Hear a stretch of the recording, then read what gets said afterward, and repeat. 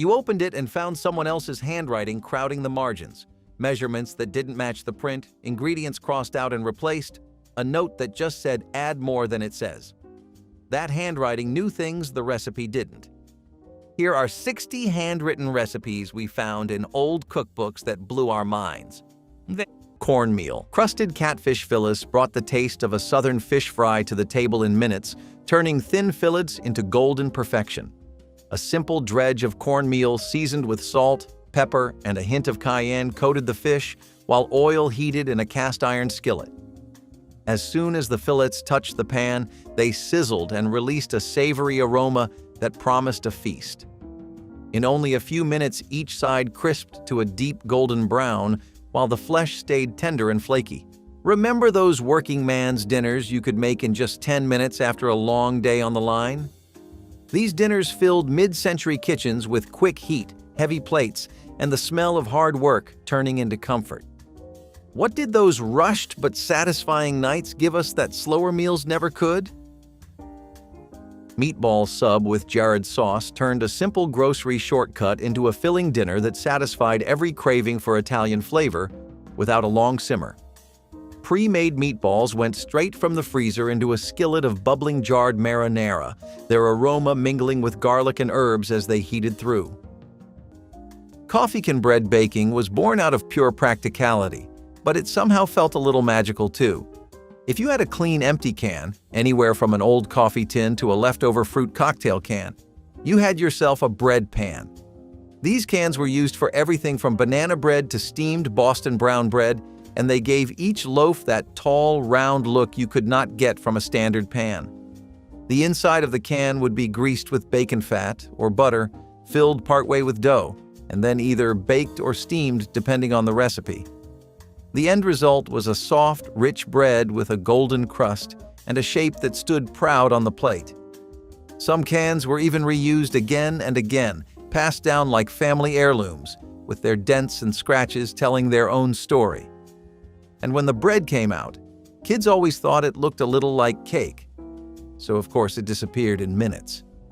Old cookbooks called these canned loaves or pantry tins, and for good reason.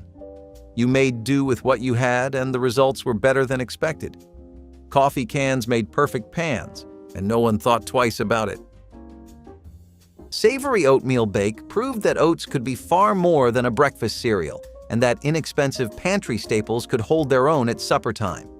Rolled oats were mixed with diced onions, shredded cheese, beaten eggs, and a dash of black pepper, then baked until the top formed a golden crust. The result was a hearty loaf with a texture similar to meatloaf, but without the expense of beef. This dish allowed families to stretch their budgets while still offering a warm and filling dinner that paired well with a simple green salad or sliced tomatoes from the backyard garden. Cooks loved that the recipe welcomed additions like leftover vegetables or small bits of ham, making it an adaptable way to clear the refrigerator. Children often enjoyed the mild, nutty flavor, and leftovers could be sliced and reheated for breakfast the next morning. It embodied the frugal creativity of 1960s kitchens, where a bag of oats and a little cheese could become a main course worth serving to guests without apology. Depression dressing carried its name from the 1930s into 1960s kitchens, where thrift remained essential for family survival. Day-old bread torn into chunks was mixed with diced onions, celery leaves that would otherwise be discarded, and just enough broth to moisten without making it soggy. The mixture contained no butter, no eggs, no expensive herbs beyond a pinch of dried sage saved from last year's garden. It was spread in shallow pans and baked until the top formed a golden crust while the interior stayed soft and savory, absorbing gravy beautifully. The dressing transformed humble bread into something that felt substantial and comforting on holiday tables. 6 slices of stale bread became enough dressing for 10 people when stretched with vegetables and liquid. The technique required attention, checking frequently to prevent burning while ensuring enough crispness developed. Home economists praised depression dressing as smart homemaking, teaching young wives how their grandmothers had survived harder times. Mayonnaise banana salad is one of those recipes that perfectly captures the quirky creativity of mid-century cookbooks. It involved halved bananas laid on lettuce leaves, topped with a dollop of mayonnaise and sprinkled with crushed peanuts or sometimes shredded cheese. The result was a dish that looked fancy, tasted unexpectedly rich, and could be put together in under 5 minutes. It was often served as a light starter at luncheons, church potlucks, or even holiday tables, where its odd combination sparked conversation as much as it fed guests. The sweetness of the banana clashed and yet strangely worked with the tang of the mayonnaise, while the crunch of peanuts added contrast. Recipes like this showed how home cooks weren't afraid to experiment with unusual pairings, especially when they could make an inexpensive dish seem special. Though it's largely forgotten now, mayonnaise banana salad remains one of those recipes that people recall with equal parts nostalgia and disbelief. Tiger butter combined white and dark chocolate in swirled patterns that looked like exotic candy but came together in under 10 minutes with just melting and stirring. White chocolate melted smooth while peanut butter stirred in. Then this mixture poured onto pans and semi-sweet chocolate drizzled over top. A knife pulled through both layers created marbled swirls that looked professional. The result was stunning, golden brown tiger stripes against creamy white, each piece unique in its pattern. During the 1960s, tiger butter impressed at parties and made memorable gifts. The flavor combination was perfect: sweet white chocolate, nutty peanut butter, and rich dark chocolate creating layers of taste in every bite. Children marveled at the patterns, trying to guess which pieces had the best swirls. What made tiger butter special was how something so beautiful emerged from simple technique, proving that elegance came from creativity, not complexity. Divinity Drops brought southern sweetness to Christmas cookie platters, their cloud-like texture achieved through careful candy-making technique that intimidated timid bakers. These weren't true cookies but confections, sugar syrup boiled to hardball stage, then beaten into stiff egg whites until the mixture transformed into glossy peaks that could be dropped onto waxed paper. Pecans or walnuts folded through added richness and crunch against the melt-away sweetness of the candy base. The process demanded precision. Humidity could ruin an entire batch, and undercooking left sticky puddles instead of firm peaks. Southern grandmothers knew the weather mattered, choosing dry winter days for divinity making and refusing to attempt it when rain threatened. The finished drops sat in fluted paper cups, their swirled tops catching light. Holiday gift boxes often included divinity alongside fudge and pralines. The skill required meant divinity making passed from mother to daughter through demonstration, not written recipe. Graham cracker pie crust desserts offered a thrifty shortcut for making pies without the need for traditional pastry dough. The crushed graham crackers, combined with butter and sometimes sugar, formed a quick no-bake or simple baked crust that saved time and expensive ingredients like flour and shortening. This method made pie making more accessible to home cooks on a budget or with limited kitchen equipment. Popular in old cookbooks from the 1900s to the 1990s, graham cracker crusts were paired with a variety of fillings, from creamy custards to fruit preserves, resulting in delightful desserts that felt homemade and special. The crust's sweet, slightly crunchy texture added a pleasing contrast to smooth fillings. These recipes exemplified how creativity in the kitchen could produce satisfying results without excess cost. Graham cracker pie crust desserts became beloved staples in frugal households, cherished for their simplicity, taste, and ability to bring joy to family tables. Cheeseburger soup bake was one of those dishes that tried to bring the diner favorite into the oven without much fuss. It stacked layers of ground beef, tomato soup, pasta or biscuit dough, and melted cheese together until it resembled a lasagna gone American. The idea was that you could have the rich flavor of a cheeseburger in a single casserole dish, and mothers loved it because it fed a crowd while using only pantry staples. The soup added tang, the cheese added comfort, and the beef made it filling enough to pass for dinner even with smaller portions. Campbell's marketed it as a new family favorite, but in truth it was more of a novelty than a tradition. While children were often thrilled by the gooey layers, adults found it heavy and repetitive after a few tries. As frozen lasagna and frozen pizzas began filling freezers, the cheeseburger soup bake faded into the background. Still, it showed just how inventive cooks became with soup cans. Tomato and cottage cheese plate was a dish that reflected both thrift and the diet trends of the mid-20th century.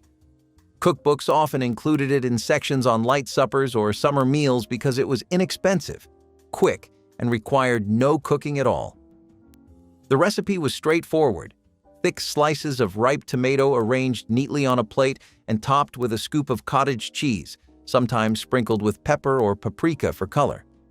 It looked wholesome, tasted refreshing, and was considered fashionable during years when calorie-conscious meals were gaining attention.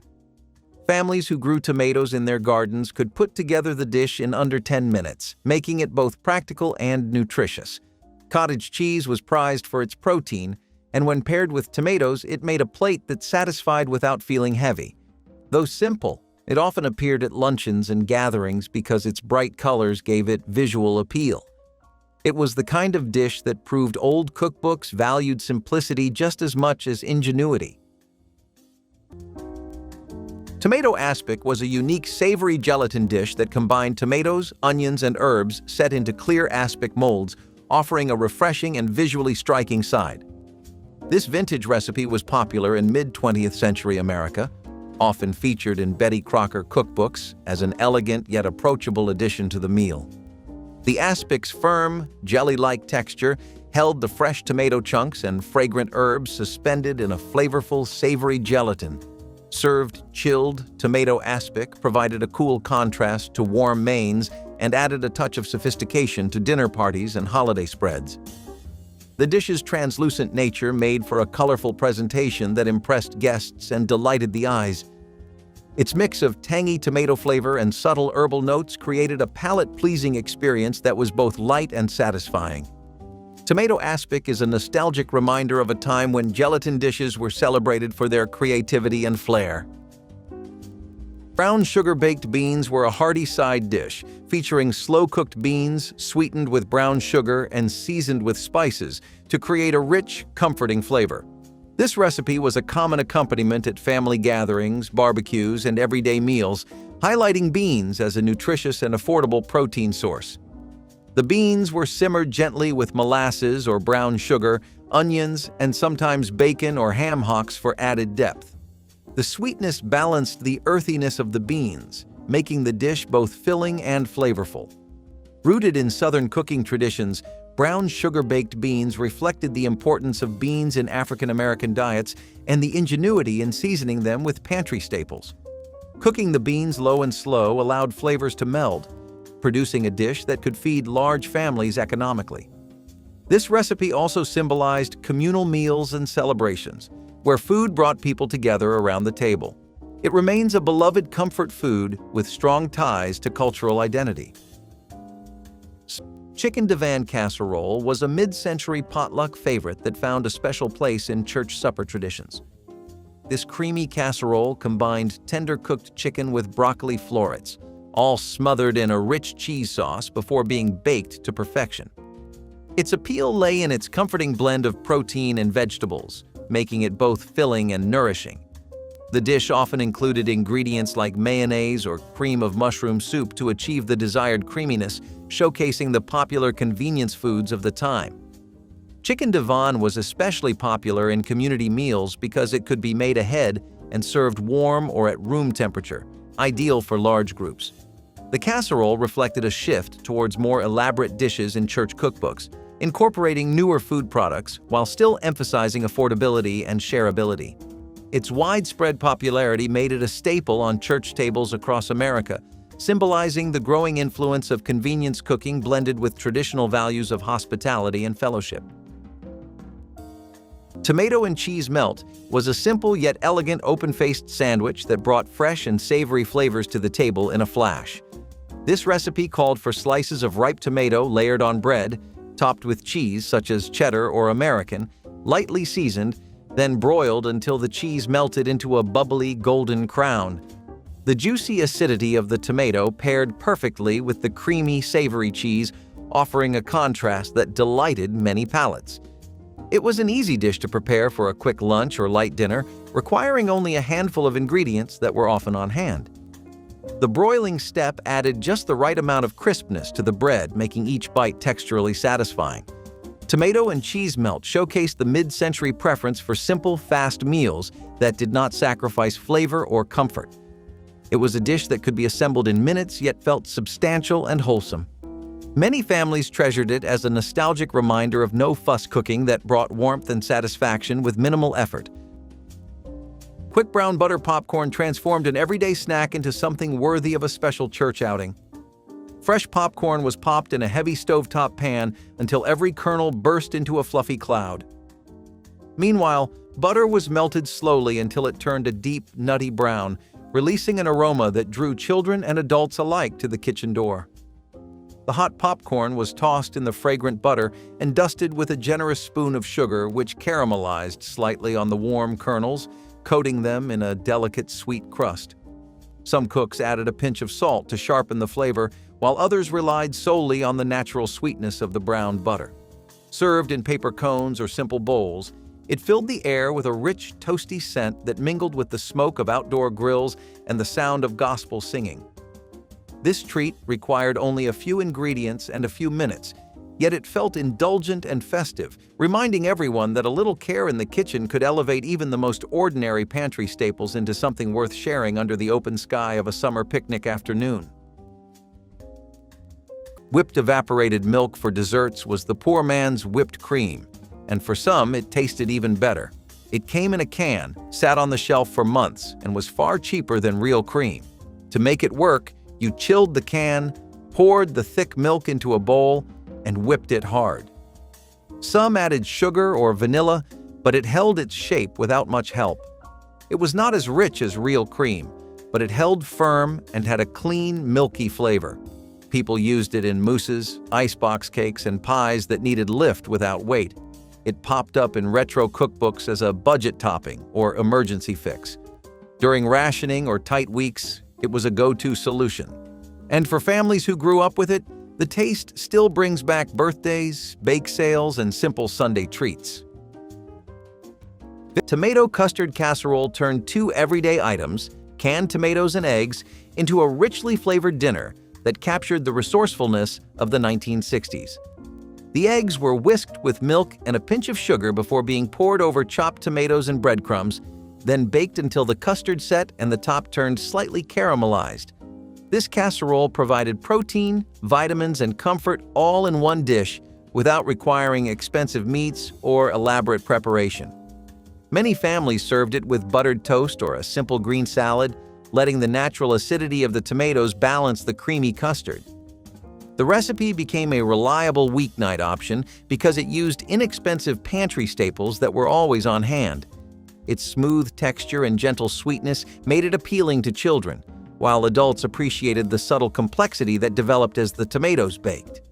This unassuming casserole is a testament to how mid-century cooks could transform basic ingredients into something hearty, nourishing, and surprisingly elegant with little more than patience and a hot oven. Green bean vinaigrette replaced expensive green bean casserole on budget-conscious Thanksgiving tables, using simple garden vegetables and pantry staples instead of costly cream and canned soup that strained budgets. Fresh or canned green beans were drained thoroughly and arranged attractively in serving dishes, then dressed generously with a mixture of vinegar, sugar, and salad oil, whisked together with salt and pepper until well blended. Thinly sliced onions were scattered over the top, their sharp flavor mellowing slightly in the acidic dressing as it sat.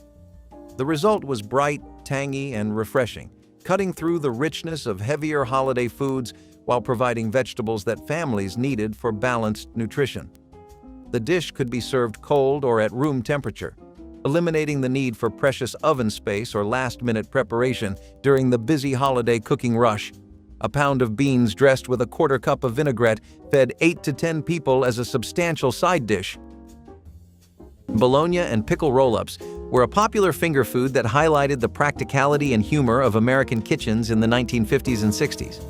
Thin slices of bologna were spread with cream cheese or relish, then rolled tightly and sometimes secured with toothpicks. They were quick to prepare, portable, and perfect for serving at parties, picnics, or casual family snacks. Children loved the salty tang of the pickle paired with the soft meat, while adults appreciated how easy they were to make in large batches. These roll-ups became common in lunchboxes as well, since they could be wrapped and eaten without fuss. They reflected the broader mid-century trend of turning inexpensive ingredients into fun, shareable foods that added personality to gatherings. Though today they might seem more like a novelty than a serious dish, bologna and pickle roll-ups once carried the spirit of convenience and creativity that made American potluck culture thrive.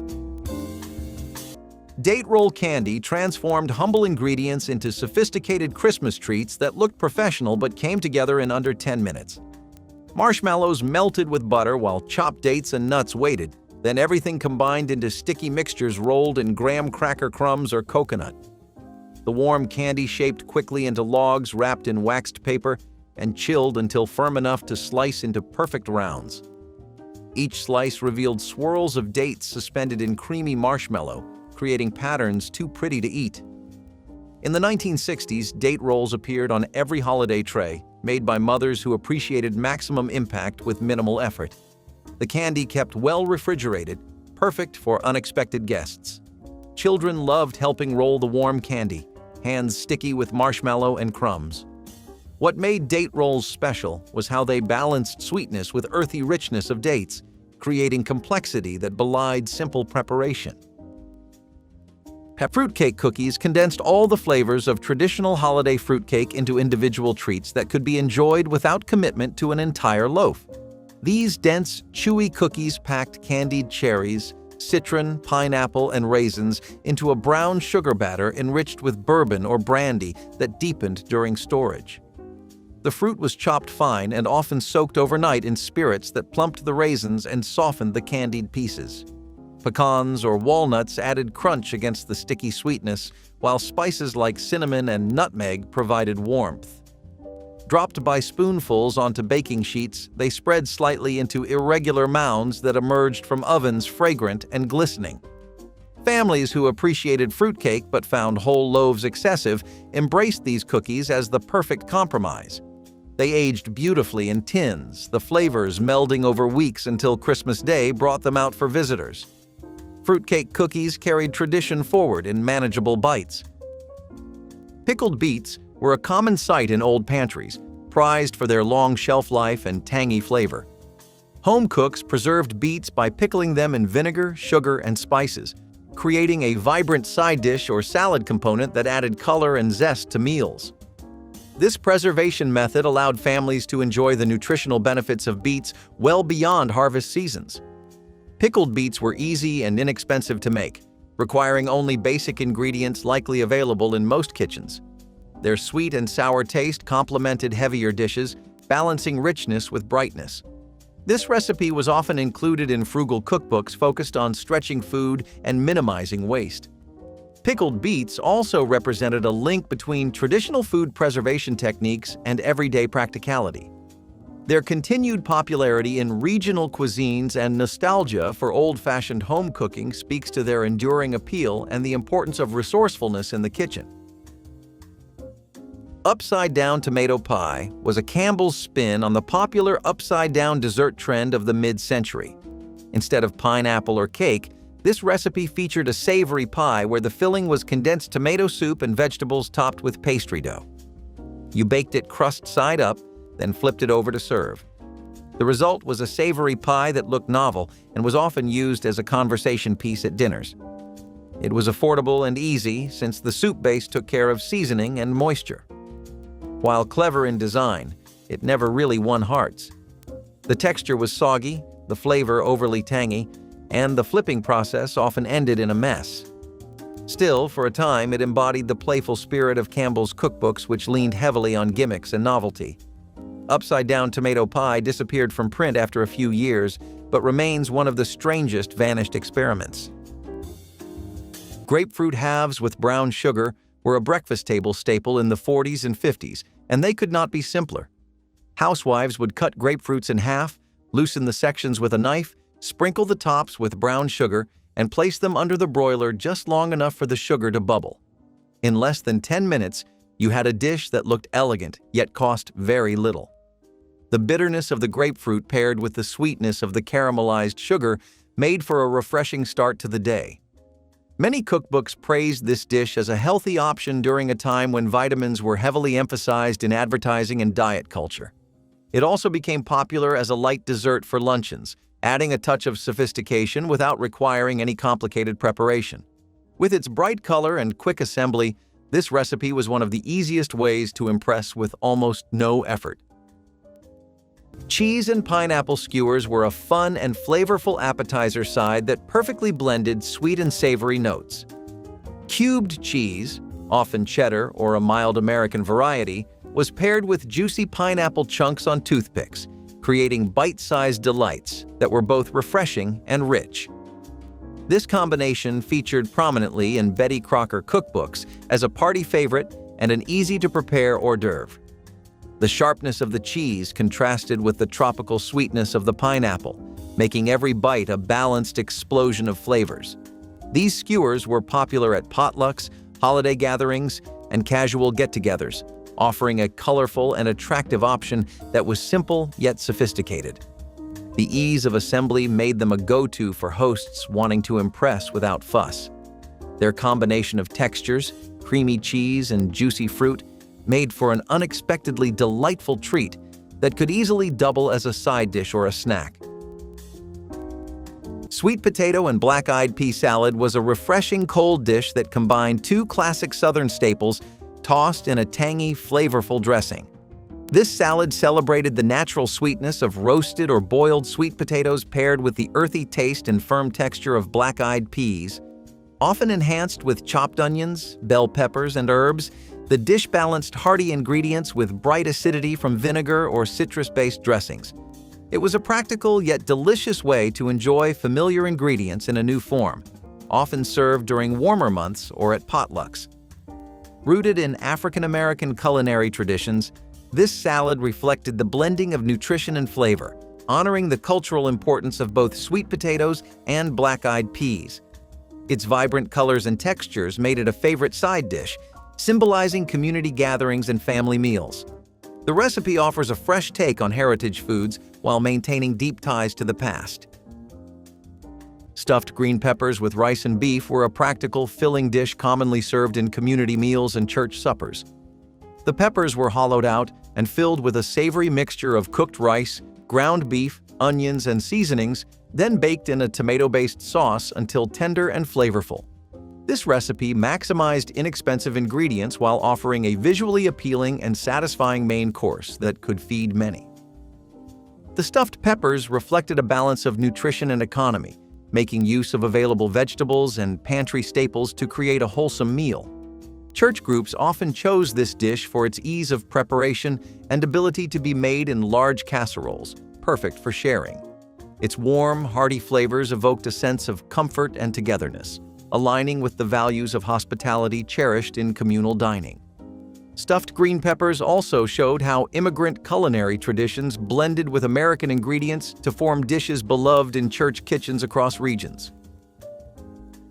Gingerbread mug cake brought the warmth and spice of traditional gingerbread into a fast, single-serving treat that anyone could prepare in minutes. This recipe used common pantry spices such as ginger, cinnamon, and cloves combined with basic ingredients to create a moist and flavorful cake cooked directly in a mug using the microwave. Its quick preparation made it ideal for satisfying sudden dessert cravings without the weight or cleanup of a full cake. The mug cake embodied the charm of vintage baking with a modern twist, preserving the nostalgic flavors while adapting to busy lifestyles. It became especially popular during the holidays or cold months when the scent of gingerbread evoked comfort and tradition. This recipe offered a personal-sized indulgence, reminding many that sweetness did not have to come from lengthy or complicated cooking to be truly satisfying. Cream cheese and olive sandwiches were once the fancy tea lunch that quietly slipped onto regular kitchen tables when people needed something fast. You whipped cream cheese until fluffy, stirred in chopped green olives, and spread the whole mix onto rye or white bread. It sounds strange now, but back then, this salty, creamy combo was considered upscale, especially if you cut the crusts off. It showed up at luncheons, garden parties, and even school lunches when moms wanted to make something that looked like they tried. Old cookbooks listed it under easy entertaining, but most folks made it because it came together in 5 minutes and filled you up without cooking a thing. Some people swapped in pimento olives or added sliced cucumbers, but the classic version stayed simple, creamy, salty, and fast. It may not win over modern taste buds, but for families watching the clock and the grocery bill, these little sandwiches were a retro shortcut that stuck around when time was tight. Boiled salad dressing was the grandmother of everything that came before the grocery aisle. Back before bottled ranch or ready-made vinaigrettes, home cooks whipped up dressings from scratch using what they had in the pantry. This particular one was a little tangy, a little sweet, and usually started with vinegar, sugar, egg yolks, and a bit of mustard powder. Everything was whisked together in a saucepan and cooked low until it thickened like a custard. The result was creamy and tart, perfect for potato salad, coleslaw, or even spooned over hard-boiled eggs. Some versions added flour or cornstarch to help it hold better in the fridge, while others kept it simple. It might not have had the smooth pour of modern dressings, but it had soul and a flavor people still remember. You would find it tucked into the back pages of church cookbooks, labeled Grandma's Dressing or Sweet Egg Sauce. When chilled, it firmed up a little, which made it ideal for picnic salads that had to last in the summer sun. It tasted like resourcefulness, it tasted like memory, and it was surprisingly good. Celery and cheese soufflé brought elegance to an inexpensive vegetable that most people considered only a snack or soup ingredient. Finely chopped celery was sautéed with a bit of butter and folded into a fluffy base of beaten eggs and grated cheese before being baked until the top rose and browned. Despite its sophisticated appearance, the ingredients were simple and affordable, making it a popular choice for dinner parties on a budget. The soufflé delivered a gentle crunch from the celery against the airy texture of the eggs, surprising guests who expected something plain. Because the recipe relied on pantry staples like milk, eggs, and a small amount of cheese, it fit perfectly into the frugal cooking philosophy of the time. Home cooks loved that it felt fancy without requiring costly ingredients or specialized equipment. Served with a crisp salad or a slice of toasted bread, this dish turned an ordinary evening into a special occasion and demonstrated how a humble vegetable could take center stage in a memorable meal. Cornstarch pudding gave families an economical dessert alternative when eggs and milk for custard cost more than budgets allowed during lean Thanksgiving seasons. Cornstarch was mixed with sugar, a pinch of salt, and whatever flavoring was available, vanilla extract if affordable, or simply cinnamon and nutmeg from the spice cabinet. Cold milk was stirred in gradually to prevent lumps, then the mixture was cooked slowly on the stovetop, stirring constantly until it thickened into smooth, creamy pudding that coated the spoon. The pudding was poured into individual serving dishes and chilled until set, sometimes topped with a sprinkle of cinnamon or a few raisins for decoration. The texture was surprisingly luxurious despite humble ingredients, smooth and rich on the tongue. A single box of cornstarch costing 15 cents could make enough pudding to serve 8 people as dessert, making it one of the most economical sweet endings possible. Hot dog and Velveeta.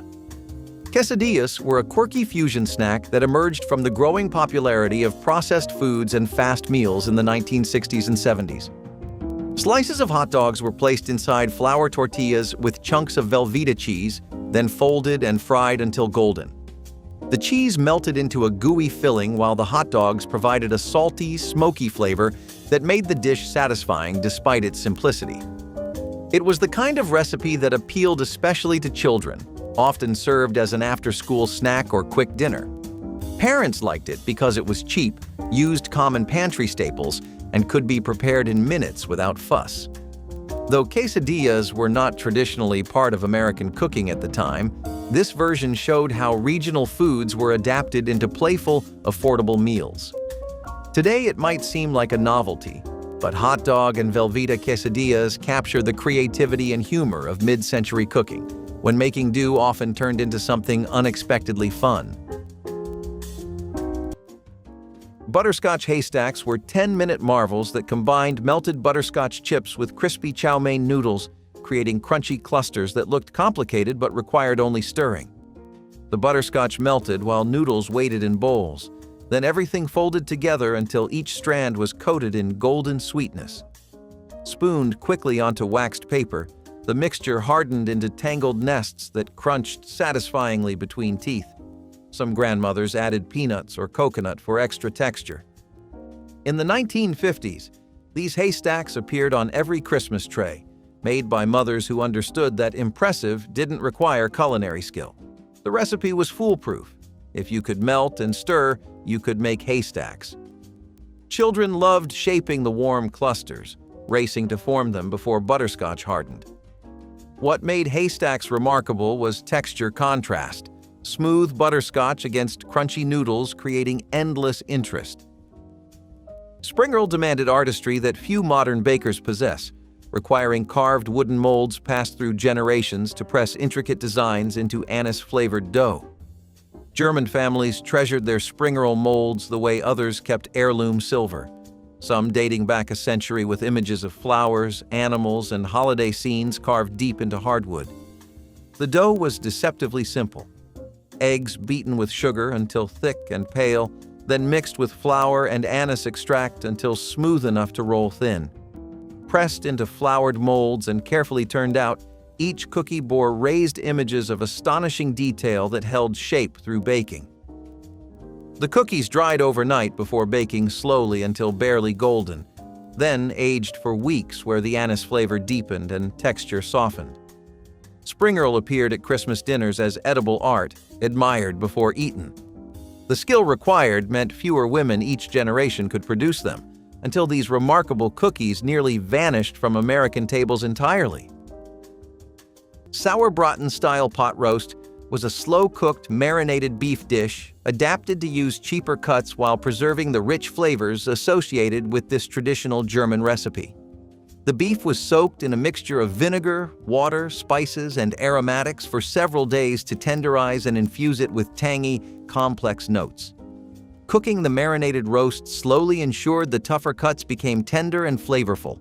This recipe appeared in old cookbooks as a way to enjoy hearty, festive meals without the cost of premium meat.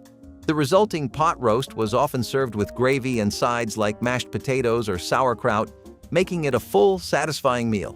Sauerbraten-style pot roast reflected how immigrant cooking traditions influenced American home kitchens, emphasizing flavor and resourcefulness.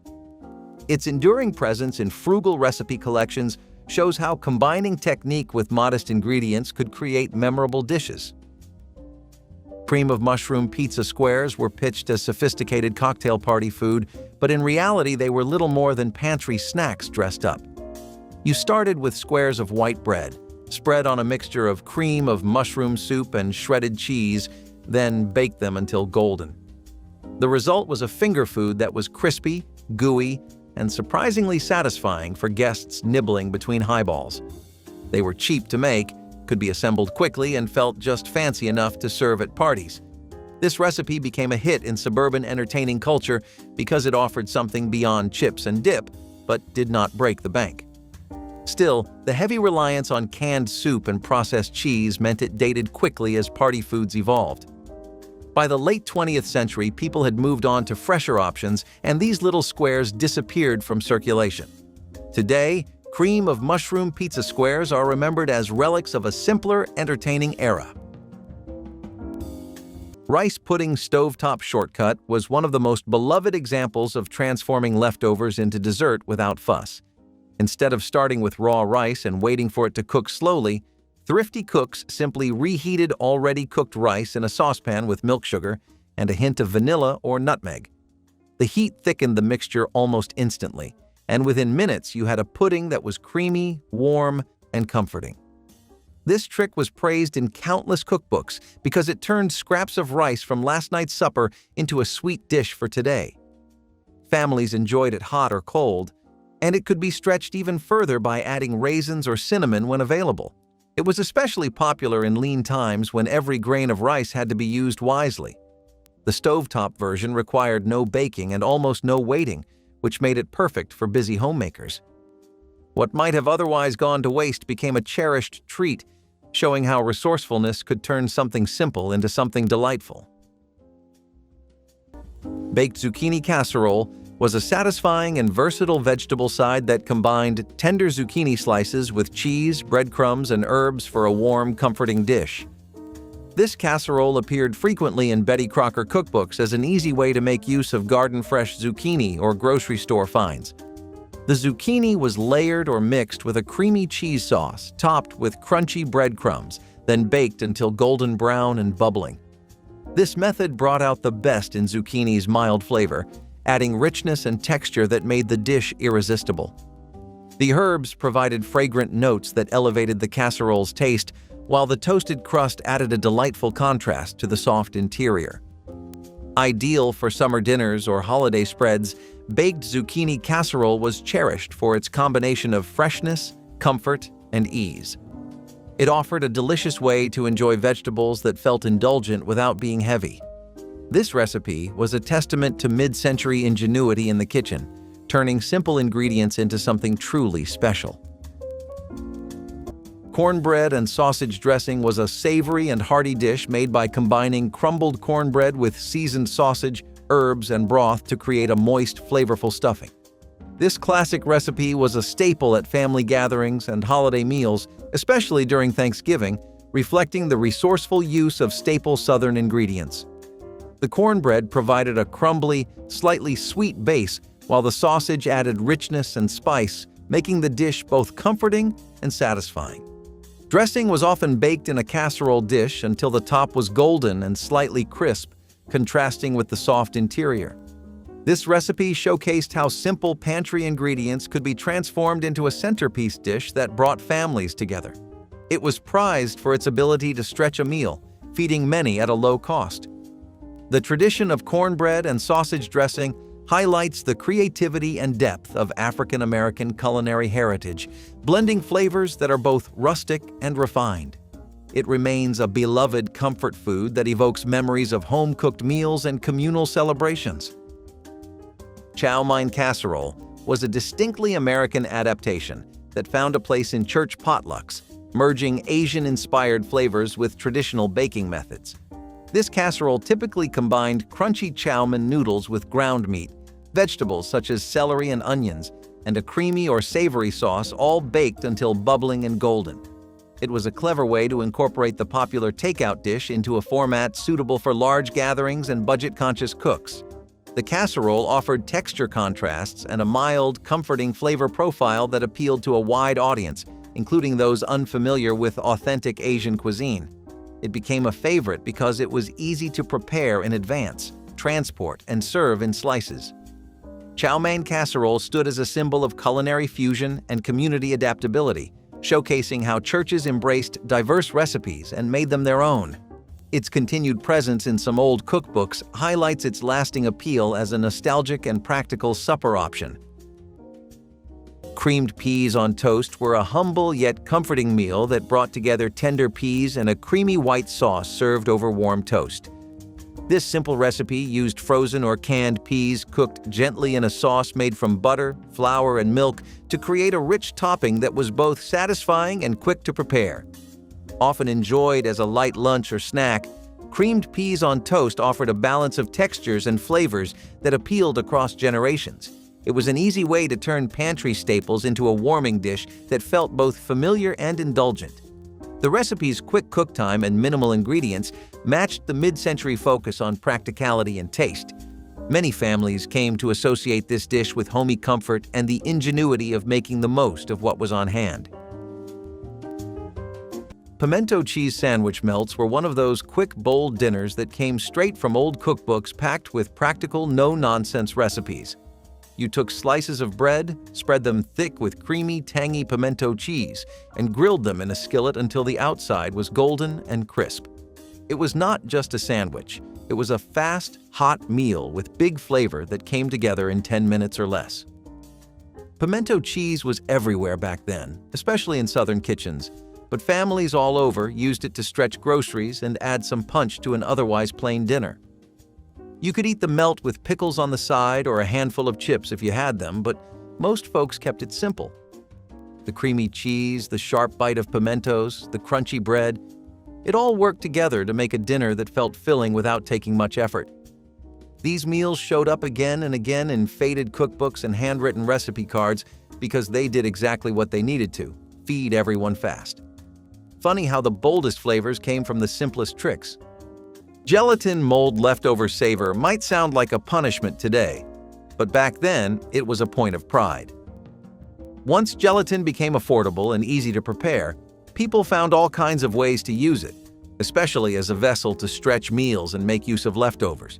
You had a little ham, some canned peas, a scoop of last night's macaroni salad. Mix it all into lemon or tomato gelatin and pour it into a mold.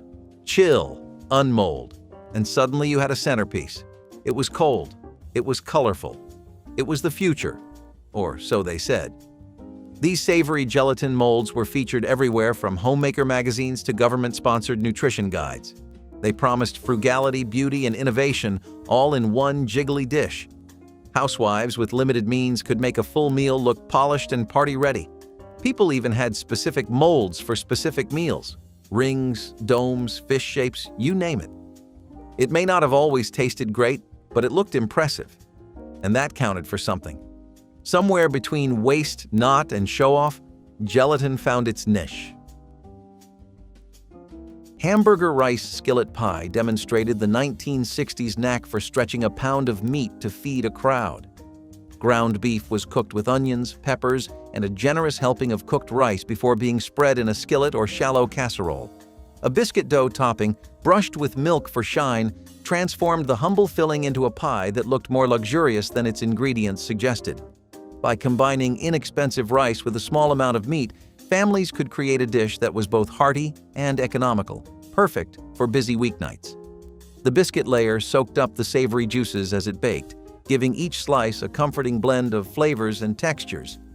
Many homemakers wrote this recipe on index cards to keep near the stove because it could be made entirely from pantry staples. Children enjoyed the fluffy crust and mild seasoning, while parents appreciated how it filled plates without emptying wallets. This skillet pie remained a dependable favorite for decades because it embodied practicality without sacrificing taste or warmth at the dinner table. Carrot and raisin salad brought color and sweetness to Thanksgiving tables without requiring expensive ingredients or complicated preparation that strained budgets. Carrots were peeled and grated by hand using box graters, creating thin shreds that mixed easily with plump raisins that had been soaked briefly in warm water to soften them. The dressing was simply mayonnaise, thinned with a little vinegar and sugar, coating the carrots until they glistened orange and inviting in serving bowls. Some cooks added shredded cabbage to stretch the salad further, while others included chopped celery for additional crunch and volume. The result was sweet, tangy, and refreshing, providing textural contrast to heavier holiday foods while adding vitamins that struggling families needed. Children particularly loved this salad because the raisins offered little bursts of candy-like sweetness hidden among the vegetables. A pound of carrots and small box of raisins created enough salad for 12 people. Saltine cracker pizza was a playful, makeshift recipe that many children of the 1960s and 70s still remember fondly. Made by topping saltine crackers with ketchup or tomato sauce and shredded cheese, then broiling them for a few minutes, it was the ultimate quick snack. It offered the taste of pizza without the time or expense, making it a favorite among busy parents and resourceful kids. The crisp saltine base, gooey cheese, and tangy sauce came together in a way that felt indulgent, even though it was incredibly simple. Families often made them as after-school treats or late-night snacks, and they became a common recipe in community cookbooks that celebrated quick, thrifty meals. While today it might be dismissed as too basic, saltine cracker pizza was beloved for its creativity and the joy it brought to children who felt like they were eating something special. It was proof that even the humblest ingredients could be turned into comfort food. Peanut butter fudge without cooking was a revelation to busy holiday bakers. Creamy squares that came together with just stirring and set firm without thermometers or candy stages. Peanut butter blended with softened butter until smooth, then powdered sugar folded in gradually until the mixture became thick and fudge-like. This was pressed into pans, scored into squares, and chilled briefly until firm enough to cut. Within 10 minutes of mixing, the fudge sat ready, its rich peanut flavor balanced by just enough sweetness. During the 1960s, this recipe circulated through church groups and neighborhood coffee klatches shared by women who valued reliable results. The fudge kept for weeks in tins, making it perfect for gift-giving or keeping on hand for unexpected guests. Children helped measure and stir, learning that candy making didn't require mystery or danger.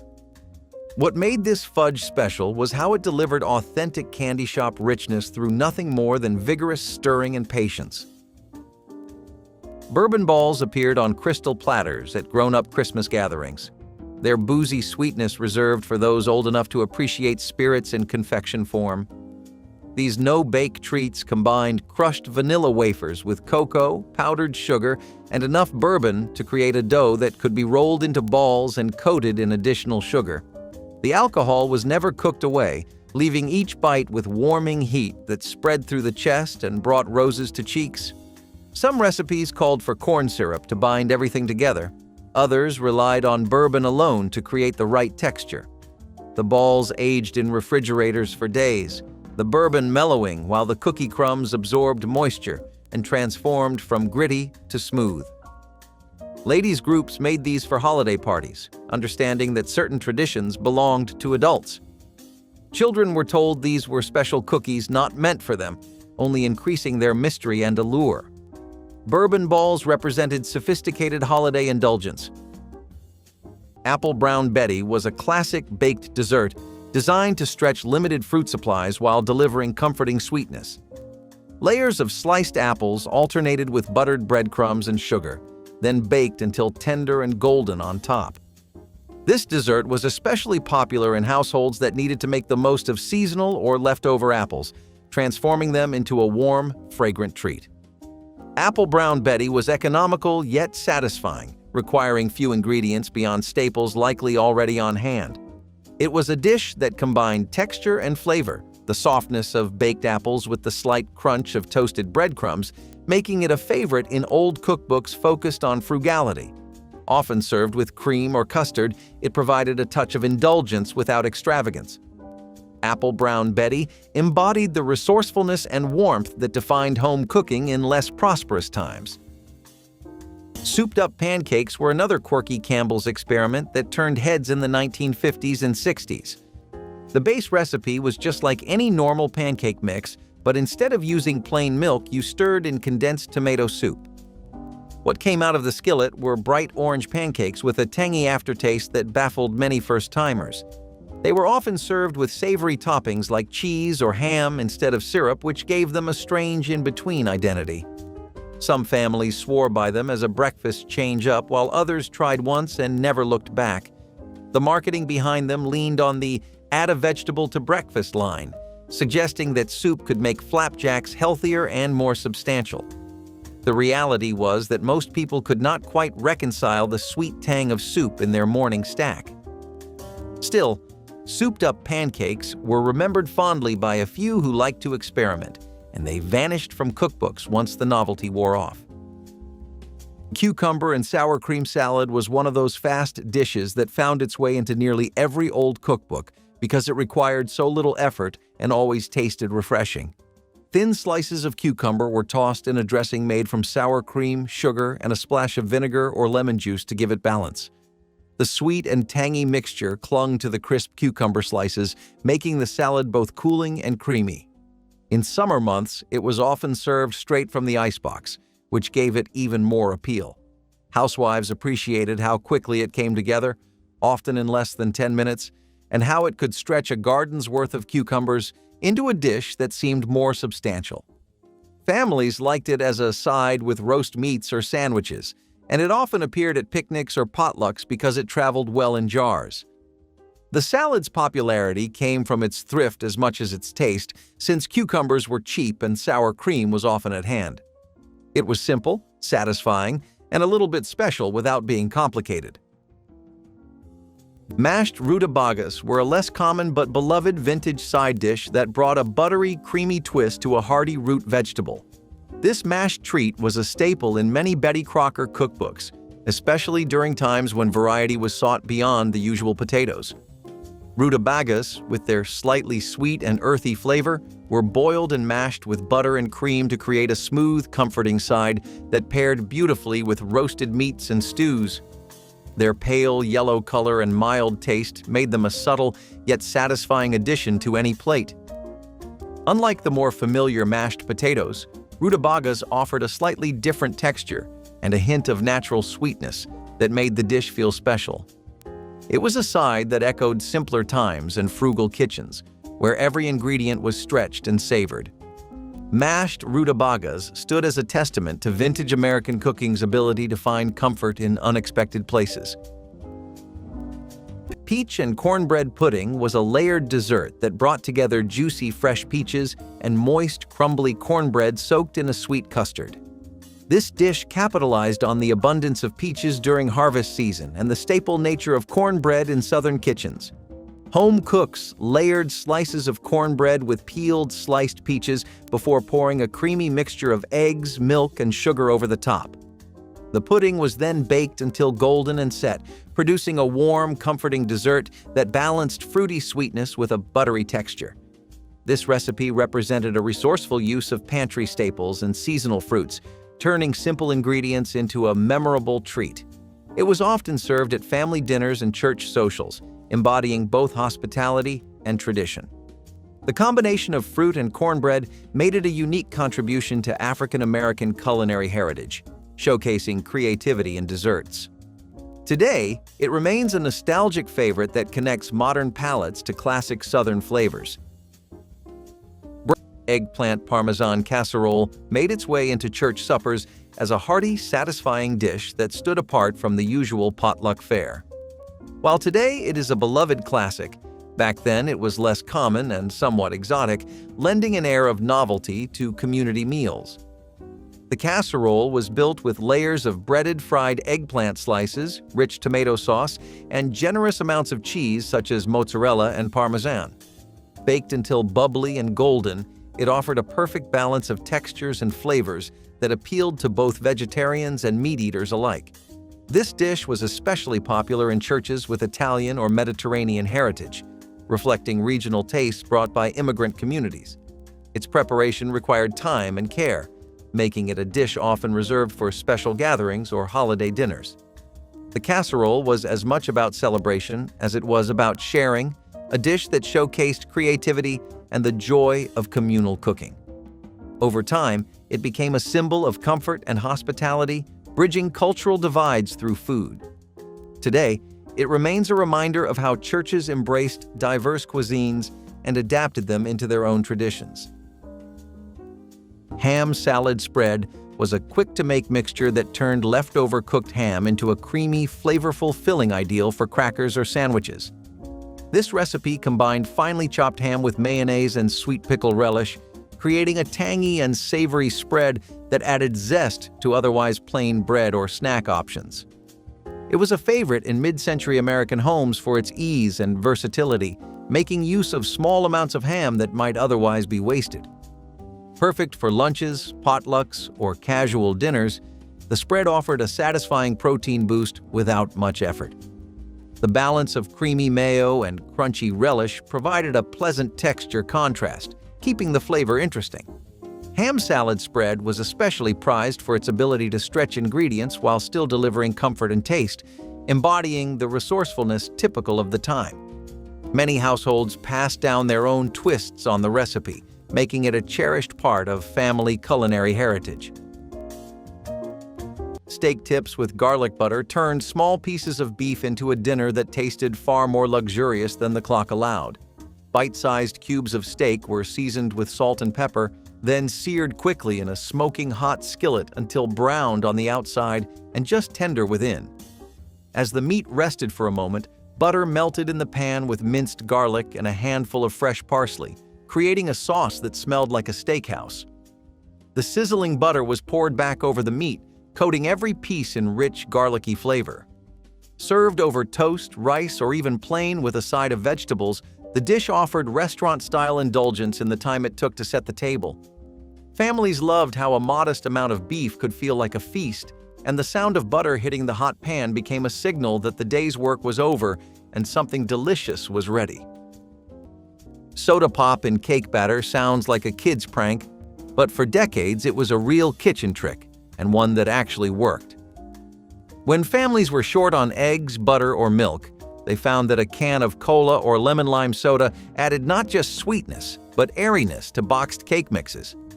The bubbles acted like a leavening agent, giving the batter a lift and a fluffiness that surprised even skeptical bakers. Lemon lime soda went into yellow cakes and cupcakes, while cola paired beautifully with chocolate. The result was a moist, tender crumb that needed no buttercream to be good. Sometimes people would even mix flavored gelatin powder into the batter to amp up the color and make it match the soda. Bright pink for strawberry soda, green for lime, orange for, well, orange. It was part dessert, part science experiment, and always a hit at potlucks and school parties. You would find versions of this in cookbooks with titles like Fun with Cake Mixes or Desserts for a Crowd. Even today, some bakers swear it is the fastest way to get a light, fluffy cake without worrying about what is in the fridge. And they are not wrong. Pea and egg salad plate was a thrifty supper that turned humble staples into a refreshing main dish for a warm evening. Canned peas were drained and chilled before being folded with chopped hard-boiled eggs, diced celery, and a splash of mild vinegar dressing. A pinch of dry mustard or a spoon of mayonnaise added just enough richness to bind everything together while still keeping the cost low. Served on crisp lettuce leaves or alongside sliced tomatoes from the backyard garden, it provided protein and texture without any need for meat. Home cooks loved how quickly it came together using pantry items that were inexpensive and easy to find year-round. Children enjoyed the gentle sweetness of the peas, while adults appreciated the subtle tang from the dressing. This simple combination was light enough for summertime, but filling enough to carry a family through a busy evening, reflecting the practical yet creative spirit of mid-century kitchens, where canned vegetables and eggs formed the backbone of many dependable weeknight meals. Mashed potato casserole turned yesterday's leftovers into tomorrow's Thanksgiving side dish, embodying the waste-nothing philosophy that governed 1960s kitchens and family budgets. Cold mashed potatoes were mixed with a beaten egg to bind them together, spread evenly in a buttered baking dish, and topped with breadcrumbs made from dried bread crust that had been saved throughout the week. The casserole baked until the top turned golden and crispy, while the potatoes underneath stayed creamy and smooth, creating textural contrast that made it more interesting than plain mashed potatoes served fresh. Some cooks added diced onions or grated cheese when available, but the basic version required only potatoes, egg, and crumbs to create something worthy of holiday tables. The dish stretched limited resources by making day-old potatoes feel new and special rather than boring leftovers. Families prepared it the morning of Thanksgiving and baked it while the main dishes cooked, saving precious time and oven space. Quick rice pudding with condensed milk was a thrifty way to turn leftover rice into a sweet and comforting dessert. By mixing cooked rice with sweetened condensed milk, raisins, and a sprinkle of cinnamon, homemakers could produce something warm and filling in only minutes. This dish was particularly popular in households that valued frugality, as it repurposed what might have otherwise gone to waste. The condensed milk gave the pudding a rich creaminess, while the raisins added chewy bursts of sweetness. Some cooks served it warm straight from the pan, while others chilled it for a firmer custard-like texture. Children often loved it for its simple sweetness, while adults enjoyed it as a quick treat that required no complicated baking. Its popularity stemmed not from elegance, but from its reliability and ease, especially in busy households where convenience was key. Though rice pudding has many variations across cultures, this condensed milk version is remembered as an American shortcut that spoke to both resourcefulness and comfort. Rocky Road squares combined marshmallows, nuts, and chocolate in layered bars that looked bakery-made but required no baking, just melting and pressing. Chocolate chips melted with butter while mini marshmallows and chopped walnuts waited in bowls, then everything folded together and pressed into pans. The mixture was refrigerated briefly until firm, then cut into neat squares that showed marbled patterns of white marshmallow against dark chocolate. Each bite delivered multiple textures: creamy chocolate, chewy marshmallow, crunchy nuts. During the 1960s, Rocky Road appeared at cookie exchanges and potlucks, made by women who understood layered treats impressed guests. The recipe was forgiving, working with whatever nuts were available and any chocolate variety. Children loved the marshmallow surprise, pulling squares apart to find hidden pockets. What made Rocky Road special was visual interest. Every square looked different, creating variety from consistent recipe. Butter horns rolled flaky, buttery pastry around sweet fillings of ground nuts, creating crescent shapes that shattered into tender layers with each bite. The dough demanded European technique. Cold butter worked into flour until the mixture resembled coarse meal, then bound with sour cream to create pastry that baked into countless delicate layers. After chilling until firm, the dough was rolled, filled with cinnamon sugar and ground walnuts, then shaped into crescents that curved like tiny horns on baking sheets. The transformation in the oven was magical. Flat crescents puffed slightly, while surfaces turned golden and layers separated into flaky strata. Powdered sugar dusted over warm horns clung to their ridged surfaces like frost.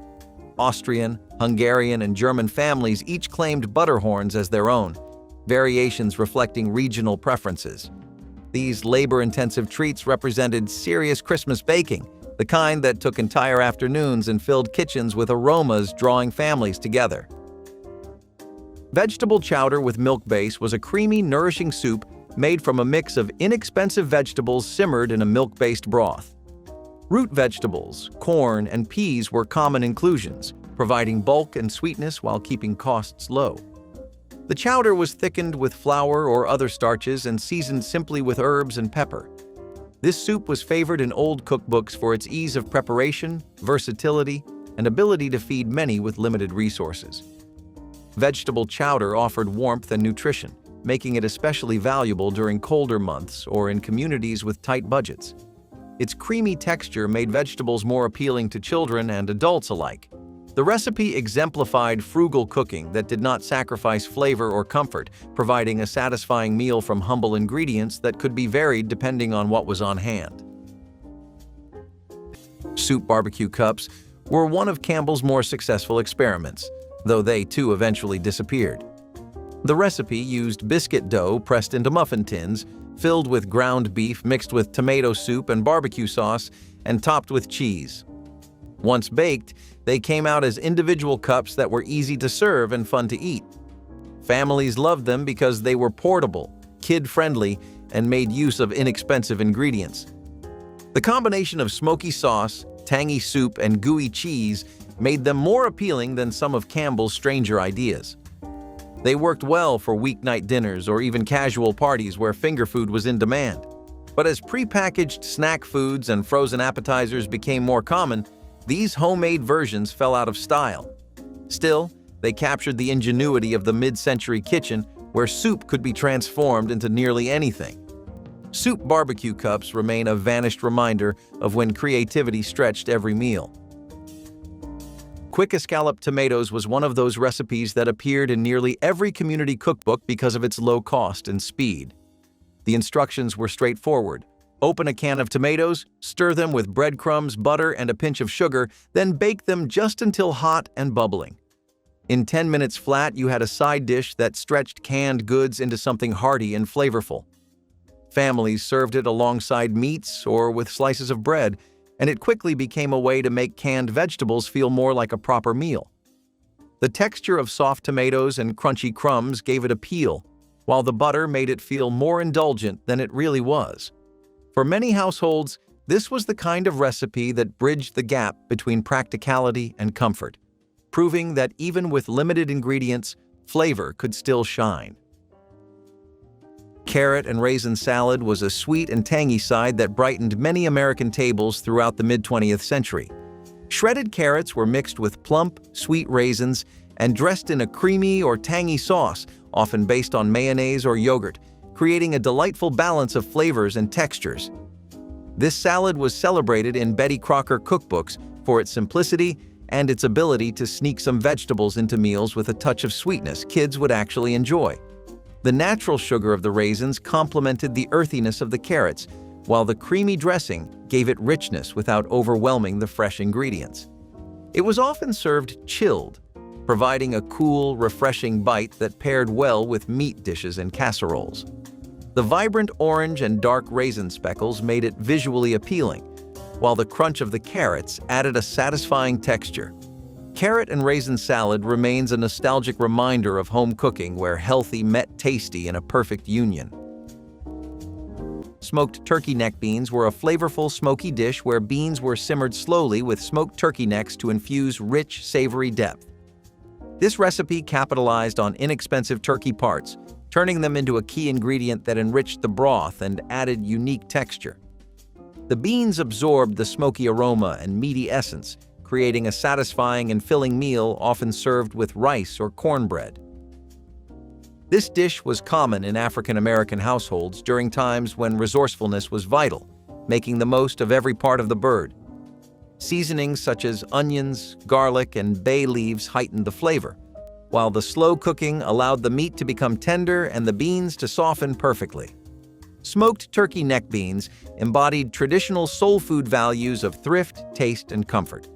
It was a practical yet beloved way to enjoy protein-rich meals without expensive cuts. Today, it stands as a delicious reminder of culinary ingenuity and cultural resilience. Rye bread dressing was a beloved savory side often featured in church cookbooks, reflecting regional traditions where rye bread was a staple. Unlike typical white bread dressings, this version utilized the dense, flavorful rye bread combined with fresh herbs such as sage and thyme, vegetables, and a rich broth to moisten the mixture. The dressing was baked until it developed a crisp golden crust on top while remaining moist inside, delivering a complex taste that balanced earthiness and herbaceous notes. It was a dish that carried the spirit of home and hearth, frequently served alongside roasted meats during holiday suppers or community feasts. Rye bread dressing was also prized for its heartiness and ability to absorb flavors, making it a favorite in congregations with Northern European roots. In many church kitchens, this dressing was more than a side. It was a highlight, sometimes made in large batches to share with neighbors and families. The recipe stood as a delicious example of how simple ingredients could create memorable and meaningful dishes in communal settings. The easy cheese ball was a party staple that found its way into countless social gatherings thanks to its fast assembly and crowd-pleasing taste. Made by mixing cream cheese with shredded cheddar cheese, along with seasonings that could be adjusted to taste, the mixture was rolled into a compact ball and often coated with chopped nuts or herbs for added texture and flavor. This no-bake recipe required little more than stirring and shaping, making it accessible for even the busiest host. Cheese balls became iconic as appetizer centerpieces during holiday celebrations or casual get-togethers, providing a rich and creamy bite that paired perfectly with crackers or fresh vegetables. The balance of sharp cheddar and smooth cream cheese created a flavor that was both indulgent and nostalgic, reminding many of simpler times spent in lively company. Its speedy preparation and versatile presentation helped cement the cheese ball's place in the canon of vintage party foods, proving that deliciousness and convenience could go hand in hand. Egg in a whole toast was one of those fast, comforting breakfasts that managed to make plain old bread and eggs feel like something special in under 10 minutes. You would grab a slice of sandwich bread, cut a circle right out of the center, toss it into a hot skillet with a little butter, and crack an egg into the hole. That was all it took. The bread toasted up golden, the egg cooked right inside, and suddenly breakfast was on the table without much work or money spent. Families leaned on meals like this when mornings were hectic, paychecks were stretched thin, and everyone still needed a hot meal before heading out the door. It was a staple for school days, early church mornings, or whenever groceries were low but hunger was high. Some folks added cheese or herbs if they had them, but most kept it simple and practical. You would find egg in a hole scribbled on recipe cards, tucked into faded cookbooks, or passed down by word of mouth through generations. It might feel forgotten today, but back then, this quick breakfast trick kept countless families full, happy, and ready to face the day with just bread, eggs, and a hot skillet. Vinegar pie filling thickener was one of those odd tricks that worked better than it had any right to. Older fruit pies often came out runny, too sweet, or flat. A splash of vinegar helped in two ways. First, it cut the sugary taste and brought the fruit's brightness back. Second, it helped the flour or starch bind the filling together. Some even said it helped fruit hold its shape. You saw this most in old apple or berry pies, where just a teaspoon gave the flavor a sharp little kick. It was not something most people noticed, but if it was missing, you could tell. The sharp smell faded in the oven, leaving behind something more balanced. A clean slice, no leaks. Some tricks are bold. This one just did its job, and did it well. Green bean croquettes brought new life to leftover vegetables, turning them into crispy patties that satisfied even the pickiest eaters. Cooked green beans were mashed with breadcrumbs, a beaten egg, and a sprinkle of herbs, then shaped into small rounds and pan-fried until golden on the outside and soft within. This dish allowed thrifty homemakers to stretch a handful of beans into a full meal, pairing perfectly with a dollop of ketchup or a simple white sauce. Children loved the crunch, and parents appreciated the low cost and quick preparation time. Green bean croquettes also demonstrated the growing influence of European cooking techniques in American kitchens, where frying and breadcrumb coatings were becoming increasingly popular. Served alongside a salad or a scoop of mashed potatoes, they brought variety and texture to the dinner table without adding strain to the grocery budget. Their lasting charm lies in the way they prove that even the simplest leftovers can be turned into something special when treated with care and creativity. Biscuit rolls replaced expensive yeast rolls on Thanksgiving tables, using quick biscuit dough shaped into elegant crescents that looked festive and special despite costing almost nothing to prepare. Flour, baking powder, salt, and lard were cut together with a pastry blender until the mixture resembled coarse crumbs. Then just enough milk was added to form soft dough that could be rolled out thin on floured kitchen counters. The dough was cut carefully into triangles, rolled up tightly from the wide end toward the point, and curved gently into crescent shapes before being placed on baking sheets and baked until golden brown and puffed. The rolls emerged from the oven hot and flaky, their buttery layers pulling apart easily when broken open at the table, steam rising from the soft interior. Families brushed them immediately with melted margarine while still warm, creating an attractive shine and adding richness that made them look more expensive than they actually were. Egg and vinegar. Dressing salad was a straightforward recipe that brought together everyday staples in a tangy, filling way. Hard-boiled eggs were quickly chopped and mixed with vinegar, mayonnaise, and sometimes mustard, creating a creamy yet sharp dressing. This was spooned over lettuce, cabbage, or even bread, making it a versatile dish that could serve as either a salad or sandwich filling. It was quick to prepare, nutritious, and inexpensive, which made it especially appealing for families trying to stretch their groceries. The vinegar gave it a brightness that balanced the richness of the mayonnaise, while the eggs provided protein and substance. It often appeared in small-town cookbooks and homemaking guides, praised for being both practical and tasty. While it may sound simple, it reflected the mid-century love of efficient recipes that relied on pantry basics. Egg and vinegar dressing salad may have slipped out of style, but it remains a telling example of how thrift shaped everyday meals. Chocolate-covered pretzels turned salty snacks into Christmas confections within minutes, the sweet-salty combination creating addictive treats that disappeared as fast as they were made. Chocolate melted while pretzel rods or twists waited on trays, then each pretzel was dipped halfway and set to harden. Some bakers rolled the wet chocolate in crushed candy canes, nuts, or colored sprinkles, creating decorated treats that looked bakery-bought. Within 10 minutes, dozens of pretzels stood ready, their chocolate coatings glossy and firm. During the 1950s, these appeared at school parties and neighborhood exchanges. The chocolate-salt contrast was irresistible, each bite delivering both satisfaction and craving for another. Men particularly loved these, appreciating the masculine edge of pretzels, elevated by chocolate sweetness. What made chocolate pretzels endure was simplicity meeting sophistication, proving Christmas treats could be both easy and impressive. Pfeffernusse appeared on Christmas tables across the Midwest, wherever German and Scandinavian families settled. bringing these small, round spice cookies dusted white with powdered sugar. The name meant pepper nuts, though the heat came from a complex blend of cinnamon, anise, cardamom, and cloves that created warmth without fire.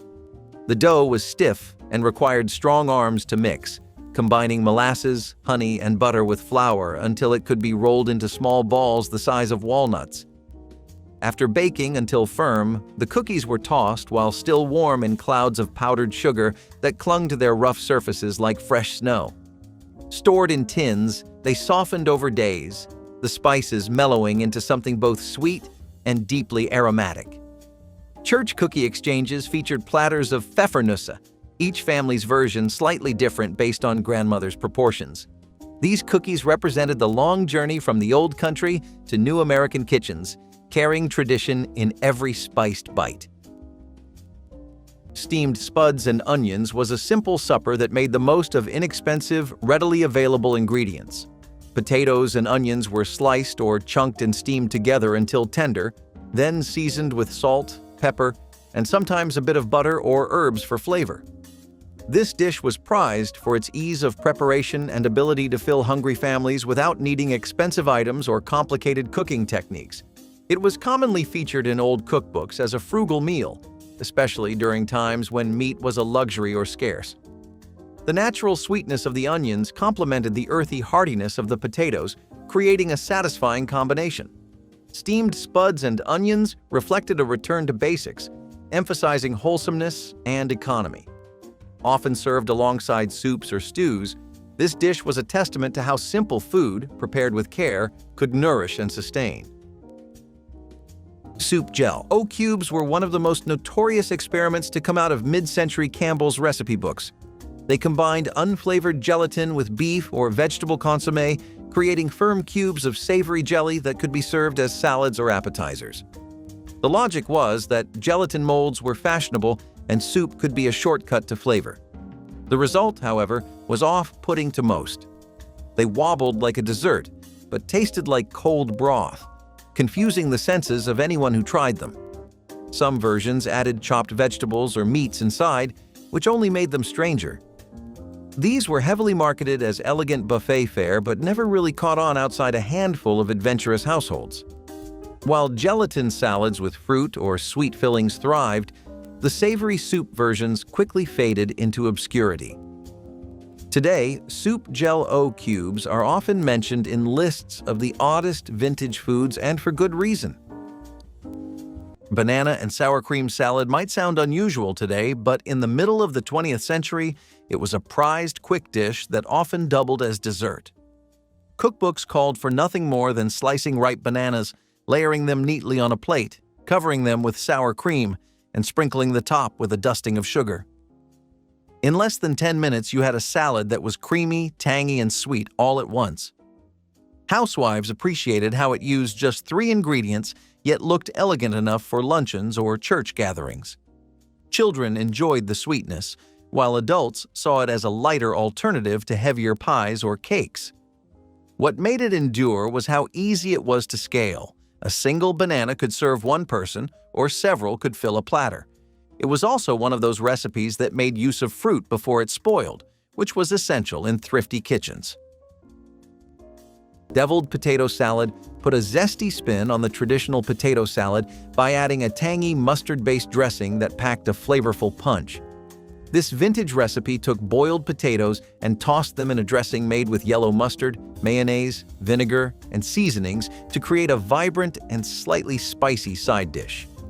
Betty Crocker cookbooks celebrated deviled potato salad for its bold taste and easy preparation, making it a favorite at picnics, barbecues, and family gatherings.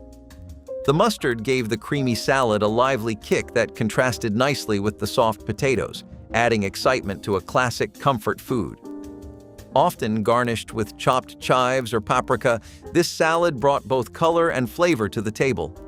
It was a dish that pleased crowds by balancing creamy, tangy, and savory elements, all while remaining simple enough for home cooks to prepare in advance. Deviled potato salad remains a nostalgic reminder of inventive takes on beloved American classics. Turkey neck soup was a nourishing broth-based soup made using flavorful turkey necks, simmered with root vegetables and herbs to create a rich, hearty meal. This soup made use of often overlooked parts of the turkey, reflecting a tradition of resourcefulness and respect for the whole animal. The necks were slowly cooked until tender, releasing deep flavors into the broth that was both warming and sustaining. Root vegetables like carrots, onions, and potatoes added body and nutrition, making the soup a filling choice especially in colder months. Popular in African American households, this recipe symbolized thriftiness and culinary skill, turning inexpensive cuts into delicious meals. The soup was commonly served with cornbread or rice and was a staple at family tables during gatherings and everyday dinners alike. Its enduring popularity speaks to a legacy of making the most of what was available while creating comforting, flavorful food. Scalloped corn was a comforting dish that blended creamy, sweet corn with crunchy breadcrumbs and melted cheese to create a nostalgic favorite found only in old church cookbooks.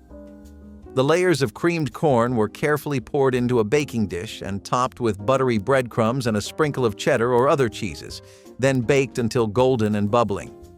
This dish was often served as either a main or a side at church suppers, offering warmth and familiar flavors that reminded many of home-cooked family dinners. Scalloped corn spoke to a time when convenience met tradition, using canned or fresh corn to stretch meals and satisfy hungry crowds. Its creamy texture, combined with a crisp topping, made it an accessible luxury in many rural and small-town communities. The recipe was easy to scale up for potlucks and fundraisers, which helped maintain its presence in church menus. Today, scalloped corn is a cherished reminder of the resourceful, hearty cooking that sustained congregations through decades of change and challenge. Baked apple slices with cinnamon were a quick and warm dessert solution for families craving a little sweetness without fuss. Thinly sliced apples were layered in a baking dish, sprinkled with cinnamon and sugar, and then baked until tender and caramelized, releasing a fragrant aroma that filled kitchens. This dessert captured the essence of autumn and holiday seasons, but was simple enough to be enjoyed any time of the year. The combination of tart and sweet from the apples and cinnamon offered comfort and nostalgia, reminding many of home-cooked treats from their childhood. It required no complicated ingredients or long preparation, which made it a perfect choice for those 10-minute meal plans or last-minute dessert needs.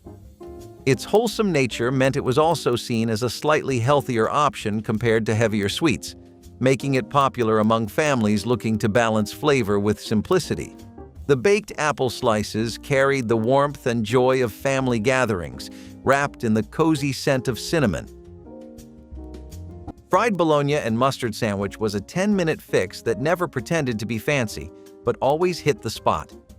You tossed a slice of bologna into a hot pan, let it sizzle until the edges curled, slapped it onto soft bread, and added mustard.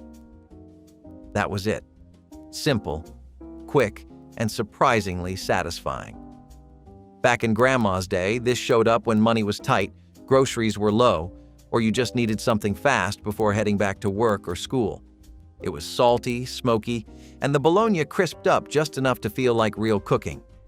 Kids loved it, adults leaned on it, and every household had their own little spin on the recipe. Some added cheese, some toasted the bread, but most kept it plain and practical. You would not find this in glossy magazines, but you would find it tucked in those old handwritten cookbooks, passed down from one generation to the next.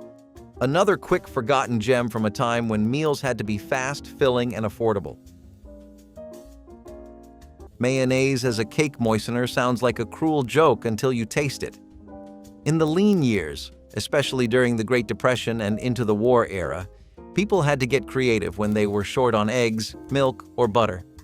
Mayonnaise was made with all three, and it had a smooth, fatty texture that blended beautifully into batter. So when folks wanted to bake a cake but the fridge was bare, they reached for the mayo jar. Chocolate mayonnaise cake became a sleeper hit, especially in mid-century kitchens. It was rich, dark, and impossibly moist, with a texture that stayed soft even days after baking. Cookbooks started including mayo cakes as their own category, with variations that included nuts, cinnamon, or even applesauce. Brands caught on too. Some even printed the recipe on the side of their jars. You could always tell someone grew up during hard times if they looked at a cake and guessed the secret ingredient right away. To this day, some home bakers still swear it is the only way to make a chocolate cake that never dries out. Strange as it sounds, mayonnaise made cakes better, and no one questioned it. Stuffed tomato boats floated right into many mid-century cookbooks as a budget-friendly way to transform fresh produce into a satisfying dinner. Large tomatoes were carefully hollowed and filled with a mixture of cooked rice, finely chopped celery, onion, and a light drizzle of mayonnaise dressing for moisture. Sometimes a sprinkle of paprika or a handful of breadcrumbs was added on top for color and texture. This simple combination delivered a surprising amount of flavor and a pleasing balance between the juicy tomato walls and the warm rice filling. Home cooks appreciated how the recipe allowed them to use leftover rice and vegetables, reducing waste while creating something pretty enough for company. In summer months, when gardens overflowed with ripe tomatoes, these stuffed boats provided a refreshing alternative to heavier casseroles. They were served chilled for a cool supper or lightly baked when the weather turned cold, proving their versatility across the seasons. Their bright presentation made them a standout dish for picnics, church potlucks, or a light Friday night family meal. Pumpkin soup from canned pumpkin gave families an elegant first course that cost almost nothing, yet impressed guests with its golden color and smooth, velvety texture. A single can of pumpkin puree was thinned with milk or water, seasoned generously with salt, pepper, and a pinch of nutmeg, then heated slowly while stirring constantly to prevent scorching on the bottom. The soup was poured into bowls and served warm, sometimes garnished with a sprinkle of dried parsley saved from summer gardens. The flavor was earthy and mildly sweet, preparing palates for the heavier foods to follow while providing warmth and nourishment on cold November afternoons. Home economists promoted this soup as sophisticated entertaining on a budget, showing housewives that they could serve multiple courses without spending beyond their means. The canned pumpkin that cost 35 cents stretched into soup for 8 people when properly diluted and seasoned, making it remarkably economical for struggling families. Creamed tuna on crackers was the kind of dish that bridged the gap between snack and meal in countless mid-century kitchens. Made by mixing canned tuna with cream of mushroom or cream of celery soup, the mixture was warmed and spooned generously over saltine crackers. It was quick, salty, and filling, perfect for busy families who needed something hearty in a hurry. The crackers softened slightly under the warm topping, creating a texture that was oddly comforting. Homemakers appreciated it because it stretched a single can of tuna into something that could feed multiple people without much effort.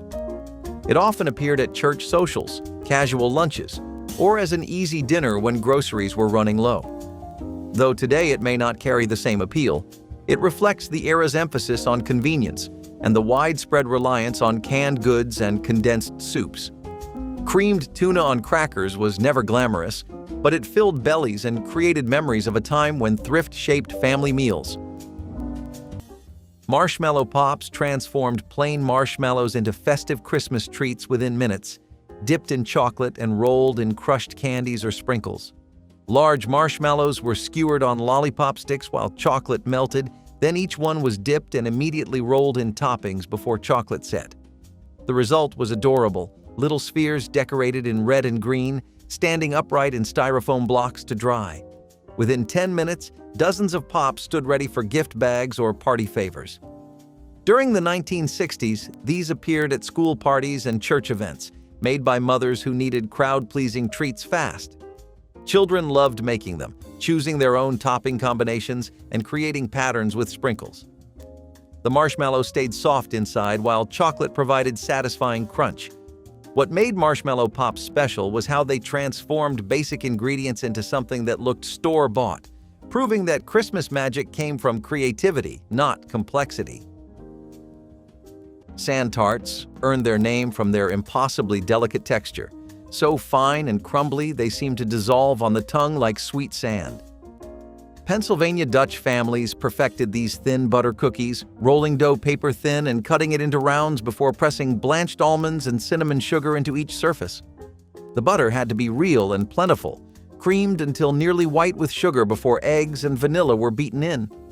The dough required chilling until firm, then rolling on floured boards with steady pressure to achieve translucent thinness.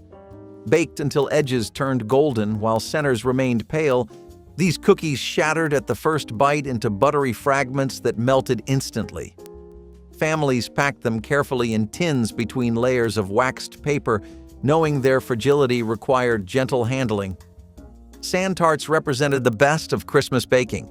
Simple ingredients transformed through skill into something ethereal. Their disappearance marks a loss of patience more than recipe. Rice and beans. Burrito Southern style was a simple and frugal handheld meal combining cooked rice and seasoned beans wrapped in a soft, homemade flatbread. This portable dish was perfect for feeding families on a budget, providing a satisfying balance of protein and carbohydrates with minimal expense. The rice and beans were often flavored with basic spices like garlic, onion, and chili powder, making the filling flavorful despite its simplicity. The flatbread was typically made from flour, water, and a pinch of salt, cooked on a griddle or skillet to create a flexible wrap.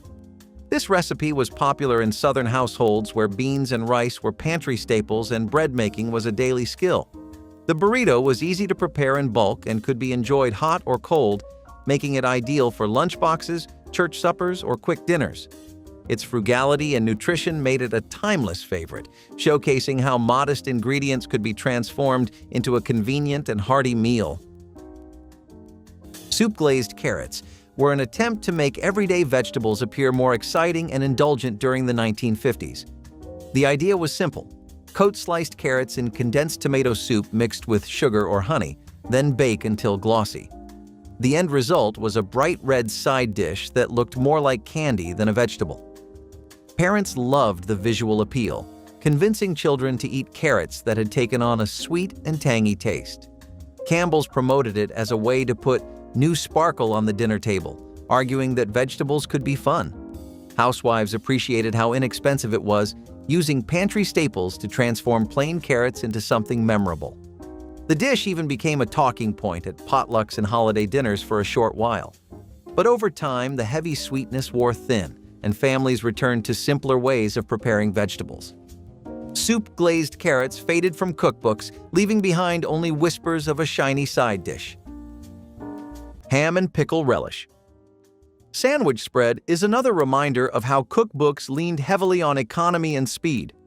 All it took was grinding up leftover ham, mixing it with a few spoonfuls of sweet pickle relish, and binding it all together with mayonnaise or mustard.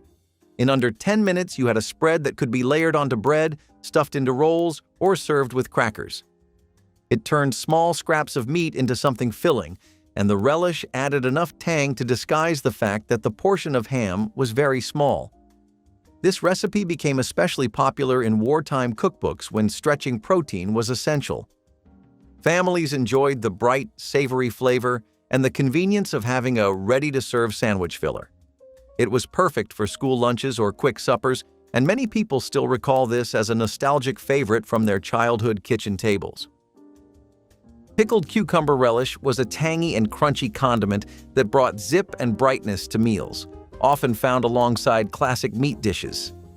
This relish, made from finely chopped pickled cucumbers mixed with onions and spices, was a staple in many Betty Crocker cookbooks as a quick way to add flavor contrast and freshness to the dinner plate. The sharp, acidic bite of the pickles balanced rich and savory mains, while the crunchy texture provided a satisfying counterpoint. This relish was versatile, serving as a side accompaniment, a topping for sandwiches, or a tangy addition to barbecue plates. Its bright green color and lively taste made it a beloved component of many mid-century American meals. The relish's easy preparation and long shelf life made it a practical favorite in home kitchens. It perfectly captured the era's love for bold flavors and simple, accessible recipes that elevated everyday meals. Spiced sweet potato biscuits were fluffy, tender biscuits made by incorporating mashed sweet potatoes and warm spices into classic biscuit dough. This recipe blended the natural sweetness of the potatoes with cinnamon, nutmeg, or allspice to create a flavorful breakfast or side dish unique to African American kitchens. The biscuits were often served alongside savory dishes or enjoyed with butter and honey for a comforting start to the day.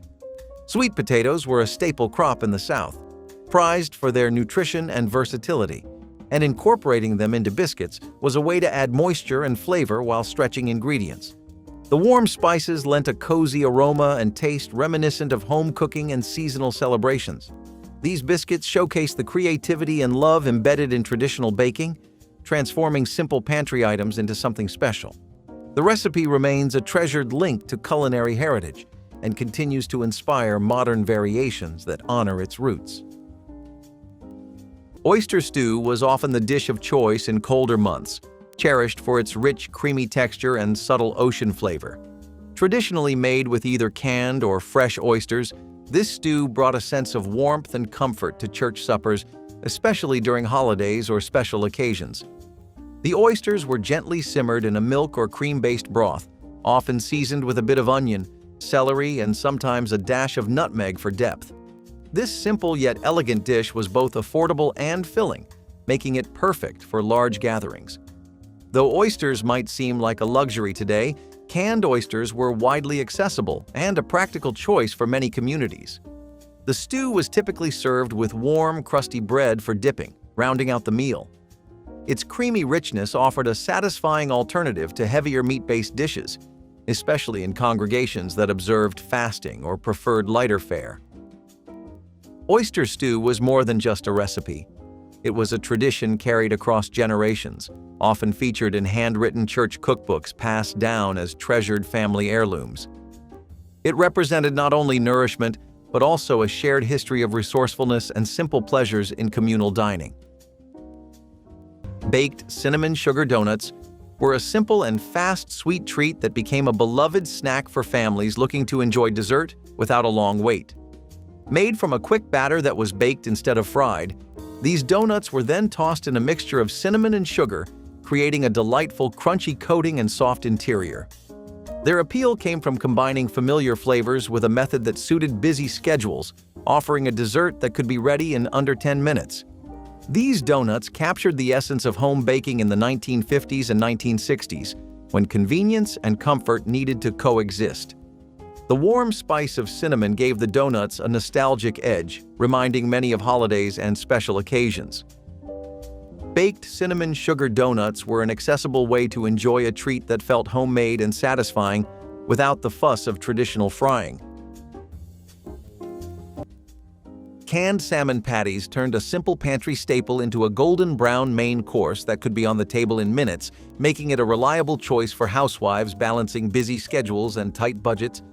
Drained canned salmon was mixed with breadcrumbs, beaten egg, and a hint of onion or parsley before being shaped into small patties. These were quickly fried in a shallow layer of oil until crisp on the outside and tender inside. The mild fish flavor paired beautifully with a squeeze of lemon or a dollop of homemade tartar sauce, offering a taste of the sea without the cost of fresh seafood. Families appreciated that the recipe provided protein-rich nourishment while keeping grocery bills manageable. Because the ingredients were shelf-stable, it was easy to prepare even when the refrigerator was nearly empty. Many children remembered the satisfying crunch and warm, savory interior long after the last bite was gone, making this a beloved standby of the mid-century kitchen and a perfect example of fast, practical cooking. Bacon grease as a biscuit fat substitute was not just clever, it was common sense. When butter was too pricey or scarce and shortening was rationed, folks used what was already in the pan. Bacon grease, saved in a can or jar near the stove, became the go-to for biscuits, cornbread, and frying. It added depth, richness, and just a hint of smoke.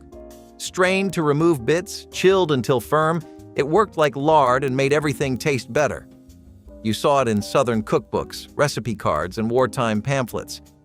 For many, it was just the way things were done, and if someone threw it out, they probably did not grow up cooking. It was humble, it was honest, and it made unforgettable biscuits. Raisin rice.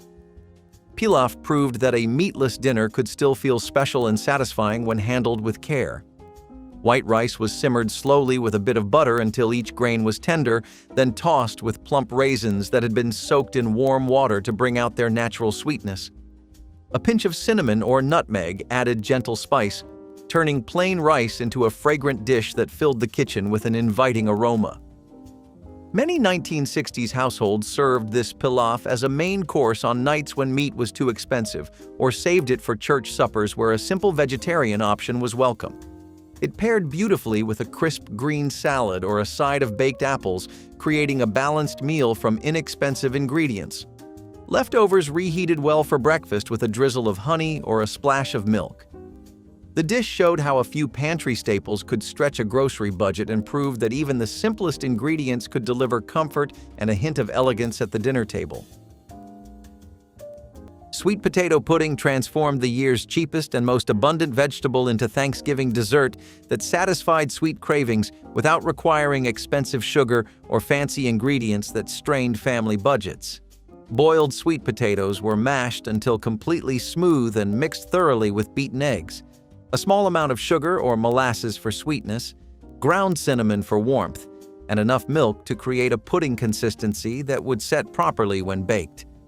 The mixture was poured carefully into buttered baking dishes and baked in moderate ovens until set firm and lightly browned on top, filling kitchens throughout the neighborhood with the spicy sweetness of cinnamon and caramelizing sugars. The pudding could be served warm, straight from the oven, or cooled and served cold the next day, either plain or topped with a small dollop of whipped cream if the budget allowed such luxury. Sweet potatoes cost only pennies per pound in the 1960s markets. Spam and mustard sandwich spread was another recipe that thrived in the era of canned convenience and quick preparation. Chopped spam was mixed with mustard, mayonnaise, and sometimes relish, then spread generously onto bread or crackers. It provided a salty, tangy punch that was both filling and inexpensive, making it a go-to option for school lunches, picnics, or hurried family dinners. Families appreciated it because it could be made in large quantities with minimal cost and effort. The spread stored well and could be dressed up with lettuce or cheese, but it was satisfying even in its plain form. Spam was celebrated in cookbooks of the time for its versatility, and this sandwich spread was one of its most practical applications. While Spam recipes are less common today, this spread embodies the no-nonsense creativity of the period, when convenience foods were celebrated for helping families save both money and time. Cherry mash candy was a sweet tart miracle that happened in minutes, combining maraschino cherries with peanut butter and chocolate coating.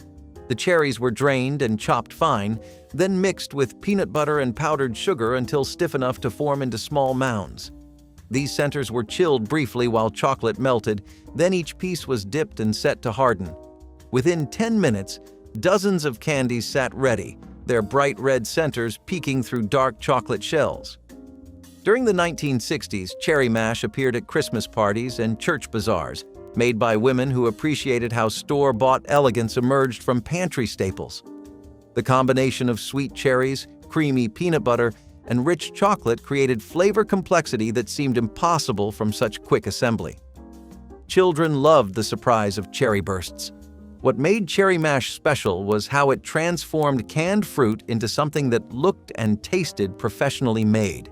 Hominy and ham soup was a hearty, satisfying dish combining dried hominy corn with small pieces of ham to create a flavorful and filling meal. Hominy, made by treating dried corn kernels to remove their hulls and germ, was an inexpensive pantry staple with a unique chewy texture that absorbed the rich taste of ham broth beautifully. The soup was often seasoned with onions, garlic, and herbs, simmered slowly to develop deep, comforting flavors.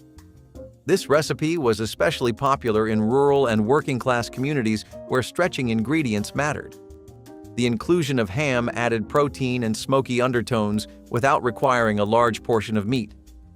Hominy and ham soup could feed entire families on a modest budget, making it a staple in old cookbooks focused on frugality and nutrition. It was a meal that warmed bellies and hearts, reflecting the enduring tradition of creating satisfying dishes from humble components. Sloppy Joe pizza pie was exactly what it sounds like, a casserole that mashed together two American favorites into one quirky dish. The recipe called for making a sloppy Joe mixture using Campbell's tomato soup, spreading it over biscuit or crescent roll dough in a pan, and then topping with cheese before baking. It was gooey, messy, and loaded with flavor, making it a hit for kids and casual family dinners. The pizza angle was mostly in name only since the dish resembled more of a deep dish pie than a pizza.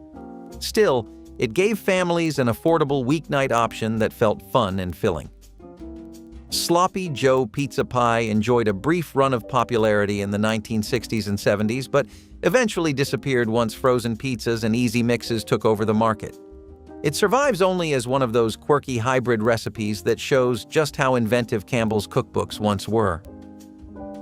Vienna sausages with mustard sauce were one of those recipes that combined convenience with just enough flair to feel like a real meal.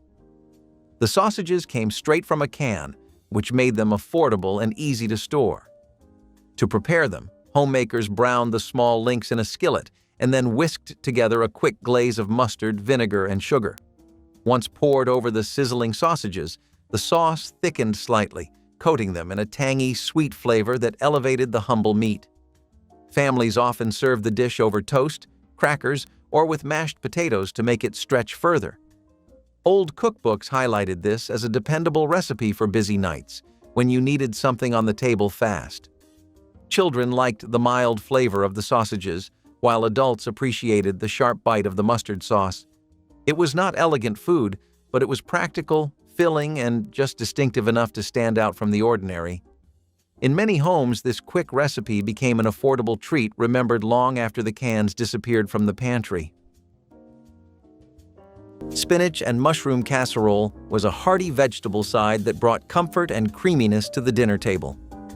Tender spinach and earthy mushrooms were baked together in a rich, creamy sauce, often thickened with cheese or cream of mushroom soup, creating a luscious dish with layers of flavor. Betty Crocker cookbooks frequently featured this casserole as a crowd-pleasing accompaniment to roasts or holiday meals, appreciated for turning humble vegetables into something indulgent and satisfying. The mushrooms added a meaty texture that balanced the tender spinach, while the creamy sauce wrapped everything in warmth and richness. This casserole could be prepared ahead of time and baked just before serving, making it a convenient option for busy home cooks. Its combination of fresh greens and deep mushroom flavors made it a staple in kitchens longing for both nutrition and comfort. The golden top, sometimes sprinkled with breadcrumbs or extra cheese, gave it an inviting crust that made it hard to resist. Blackstrap molasses bread was a dense, nutrient-rich bread sweetened with robust blackstrap molasses, prized for its deep flavor and health benefits. This bread used whole grain flours combined with blackstrap molasses, which was valued not only for sweetness but also for its iron and mineral content. It was a practical staple during times when refined sugar was scarce or expensive, offering a wholesome alternative that added complexity to everyday meals. The bread's hearty texture made it filling and durable, perfect for breakfasts or as a side with soups and stews. Rooted in African-American culinary traditions, blackstrap molasses bread reflected a connection to natural ingredients and health-conscious cooking. Its rich, slightly bittersweet flavor profile made it unique among quick breads. The recipe honored both the nutritional and cultural significance of molasses, weaving history into every loaf. Today, it remains a beloved reminder of resourceful baking and soulful flavors from the past. Pork and sauerkraut bake was a hearty dish steeped in the culinary traditions of immigrant church communities, especially those of German and Eastern European descent. Combining tender pork with tangy, fermented sauerkraut, this bake balanced rich, savory flavors with a pleasant sourness that helped brighten the palate. The dish was often prepared in large casseroles, making it ideal for feeding sizable congregations at church suppers or holiday events. Sauerkraut, prized for its long shelf life and probiotic benefits, was a staple in many pantries and added a nutritional punch to what might otherwise be a heavy meat dish. The pork was typically slow-cooked until it was tender enough to fall apart, allowing its juices to mingle deeply with the sauerkraut. The bake often included simple seasonings like caraway seeds or onions to enhance the flavor. This dish was more than a meal. It was a symbol of cultural heritage and shared history. Its enduring presence in old church cookbooks shows how food carried stories of migration, faith, and community through generations. Microwave potato chips were an ingenious snack that brought the crispy satisfaction of fried potatoes to the kitchen in just minutes. Thin slices of potatoes were arranged on a microwave-safe plate and cooked until they became crisp and golden, offering a homemade alternative to store-bought chips. This recipe was popular because it required minimal oil and preparation time, making it perfect for quick cravings or impromptu gatherings. The ability to customize seasonings, from simple salt to paprika or garlic powder, made it versatile for different tastes. Microwave potato chips became a hit in households seeking convenience without sacrificing the joy of a crunchy snack. Unlike traditional frying, this method was seen as cleaner and quicker, fitting the post-war American lifestyle that increasingly valued speed and practicality. It reminded many of the creativity that home cooks embrace to adapt to new appliances and changing times. Cold chicken and mayonnaise roll-ups were the leftover lunch you barely had to think about, but still managed to feel like a proper meal. You shredded leftover chicken, stirred in mayo, maybe a little salt or pepper, and spread it onto soft white bread slices. Then you rolled them up tight, sliced them into little spirals if you wanted to be fancy, and lunch was ready in minutes. Some folks added celery sticks or pickles on the side, but most kept it plain, just cold chicken, bread, and mayo doing the heavy lifting. This quick lunch showed up everywhere, from family picnics to old-school lunchboxes, because it made use of leftovers, took no time, and filled you up fast. It may not have been flashy, but for busy days and bare cupboards, these little roll-ups worked better than most would guess. Salt-rubbed chicken skin crisping is one of those old-school tricks you try once and wonder why you ever stopped. Before nonstick pans and convection ovens, getting crispy skin was a real feat. One of the simplest ways to get there? Salt. Not a pinch, but a full rub down with coarse salt, left overnight in the fridge. It drew out moisture, dried the skin, and left it ready to blister and brown. You could add garlic or herbs if you had them, but you really did not need to. The trick worked best on whole chickens or thighs with the skin on. When it came out right, the skin cracked like a chip and packed serious flavor. Cookbooks from the 1940s through the 1970s praised it under crispy chicken secrets and roast tips. It took a little planning, sure, but the reward was worth it. And best of all, it cost nothing. Buttermilk potato pancakes were a beloved solution for leftover mashed potatoes and a shining example of kitchen thrift in mid-century America. Cold mashed potatoes were combined with tangy buttermilk, a beaten egg, and a bit of flour to create a batter that fried up into golden cakes with crisp edges and fluffy centers. Served hot from the griddle, these pancakes paired beautifully with applesauce, sour cream, or a simple sprinkle of salt and pepper. The recipe offered a new life to yesterday's potatoes, ensuring that nothing in the kitchen went to waste. Families welcomed the comforting aroma that filled the house as the pancakes cooked, making even an ordinary weeknight feel special. They were hearty enough to stand alone as supper, but also worked well alongside a small slice of ham or a bowl of vegetable soup. Easy to make and quick to cook, these pancakes became a regular part of many 1960s dinner rotations and remain a reminder that frugality can be delicious when handled with care and creativity. Water gravy transformed basic ingredients into sauce that made dry meat and plain dressing taste like abundance for budget-conscious families. The technique started with whatever fat was available, usually bacon grease or meat drippings, heated in cast iron until shimmering and ready. Flour was whisked in slowly, creating a roux that cooked until golden and nutty smelling, the foundation of all good gravy.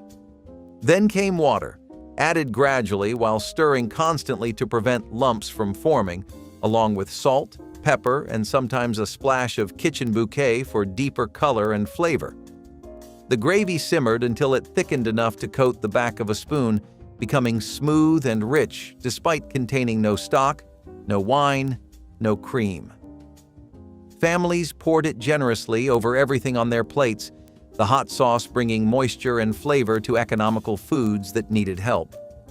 Cookbook authors acknowledged that while broth made better gravy, water gravy kept families fed when resources ran low during difficult times. Tomato juice cocktail with celery salt was one of the simplest recipes found in old cookbooks, yet it carried an aura of sophistication in its time. Poured straight from the can into a glass, the tomato juice was seasoned with celery salt and sometimes a splash of lemon juice. It was often served as a refreshing starter before meals or as a mid-afternoon pick-me-up, believed to aid digestion and provide a boost of energy. In the 1950s and 60s, when vegetable juices were heavily marketed as health drinks, this cocktail was a fashionable choice for luncheons and dinner parties. Its bold flavor stood out from sweeter drinks, making it an acquired taste, but one that many adults grew to enjoy. The ease of preparation and minimal ingredients made it appealing for hosts who wanted something quick yet stylish. Though it has been overshadowed by modern beverages, tomato juice cocktail with celery salt once represented a time when even simple drinks carried a sense of ceremony. Date pinwheels represented the kind of careful, multi-step baking that defined serious Christmas preparations in kitchens across America. The filling came first. Chopped dates simmered with sugar, water, and a squeeze of lemon until they collapsed into thick, jammy paste that cooled while the dough was prepared. Brown sugar and butter creamed together with eggs formed the base of a dough rich enough to hold its spiral shape through slicing and baking. The chilled dough was rolled into rectangles, spread with the cooled date filling, then rolled tightly into logs that rested in the icebox until firm enough to slice cleanly. Each thin round revealed the spiral of dark date filling against golden dough, creating cookies as beautiful as they were delicious.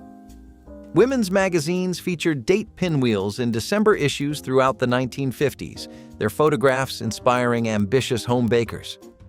Today, these spiraled treasures appear rarely, replaced by simpler recipes demanding less time and attention.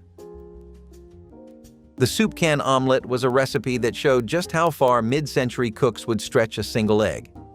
The method was simple. Beat eggs, stir in half a can of cream soup, and cook it like a custardy omelet. The soup acted as filler, giving the illusion of more eggs while also adding a creamy texture. It often used cream of mushroom, cream of chicken, or cream of celery, depending on what was available. The result was a heavy, rich omelet that was more casserole than breakfast plate. Families embraced it because eggs could be scarce or expensive, and soup was cheap and plentiful. It was also versatile enough to throw in leftover vegetables or bits of meat. Despite its practicality, the soup can omelet never quite earned lasting affection because it was too dense and bland compared to a normal omelet. By the 1970s, it had mostly disappeared from cookbooks, surviving only as a quirky food memory. Oatmeal. Griddle cakes were born from the idea that nothing should go to waste, not even the cold pot of oatmeal left from breakfast. Cookbooks encouraged thrifty cooks to stir in a little flour, baking powder, and milk to form a thick batter that could be spooned onto a hot griddle. Within minutes, you had hearty cakes with a crisp outside and a tender inside. The beauty of this recipe was that it disguised leftovers as something entirely new. Families often topped them with syrup, molasses, or a pat of butter, and suddenly yesterday's porridge became today's satisfying lunch. These cakes were not only quick, but also surprisingly filling, which made them especially appealing during leaner times. For housewives looking to stretch every penny, turning scraps into something warm and comforting was not just resourceful, it was rewarding. This recipe captured that spirit perfectly. Orange Jell-O salad was a shining star of many a mid-century dinner spread, bringing a burst of sunshine to the table. This side dish combined citrusy gelatin with crushed pineapple or mandarin oranges, offering a sweet and tangy profile that refreshed the palate between heavier courses. The translucent orange hue gleamed under the dining room light, hinting at the fruity delight within. It was common to find recipes in Betty Crocker cookbooks encouraging creative additions like mini marshmallows, shredded coconut, or chopped nuts for added texture. The cool, wobbly nature of the Jell-O made it a playful contrast to the warm, savory mains. This salad was often served chilled, providing a moment of lightness and joy during meals where meat and potatoes dominated. Kids loved it for its sweetness and fun texture, while adults appreciated the nostalgia it evoked. Its simplicity made it a go-to for busy home cooks, and its bright flavor profile helped lift spirits, especially during winter months. Orange Jell-O salad was truly a dessert and a side dish all wrapped in one delightful package. Parker House rolls were the kind of soft, buttery rolls that seemed to appear on every family table without fail. These rolls baked quickly in the oven and had a distinct folded shape that gave them a slightly crispy outside and a fluffy, tender inside. Their rich butter flavor and simple ingredients made them a staple that anyone could whip up even on busy weeknights. What made these rolls especially appealing was their versatility. They paired well with soups, stews, or just a pat of butter on their own. People loved them for holidays and everyday meals alike, and they were often part of the tradition in many American households. The recipe was straightforward enough that even beginner cooks could master it, adding to its popularity. With the convenience of a quick baking time, Parker House rolls fit perfectly into the post-war era's need for efficient yet comforting foods. They remain a nostalgic favorite, reminding many of cozy family dinners and the smell of fresh bread wafting through the kitchen. Creamed peas and carrots offered a smooth and comforting option that was often found on church supper tables, as either a side or a main dish for those seeking lighter fare. The vegetables were gently cooked and then enveloped in a rich, creamy sauce typically made from butter, flour, and milk or cream. This dish emphasized simple ingredients elevated through careful preparation to create a velvety texture that was both nourishing and satisfying. It was popular in congregations where vegetable gardening was common, making fresh peas and carrots readily available during growing seasons. Its sweet and savory balance appealed to a wide range of tastes, making it a crowd pleaser at potlucks and social gatherings. The creaminess made the vegetables feel indulgent while still being wholesome, providing comfort during colder months or as a gentle accompaniment to meat dishes. Creamed peas and carrots exemplified how church kitchens focused on creating inviting, hearty meals with modest ingredients that encouraged fellowship and warmth at every table. Somewhere there's a cookbook with your family's handwriting in the margins. Tell us what it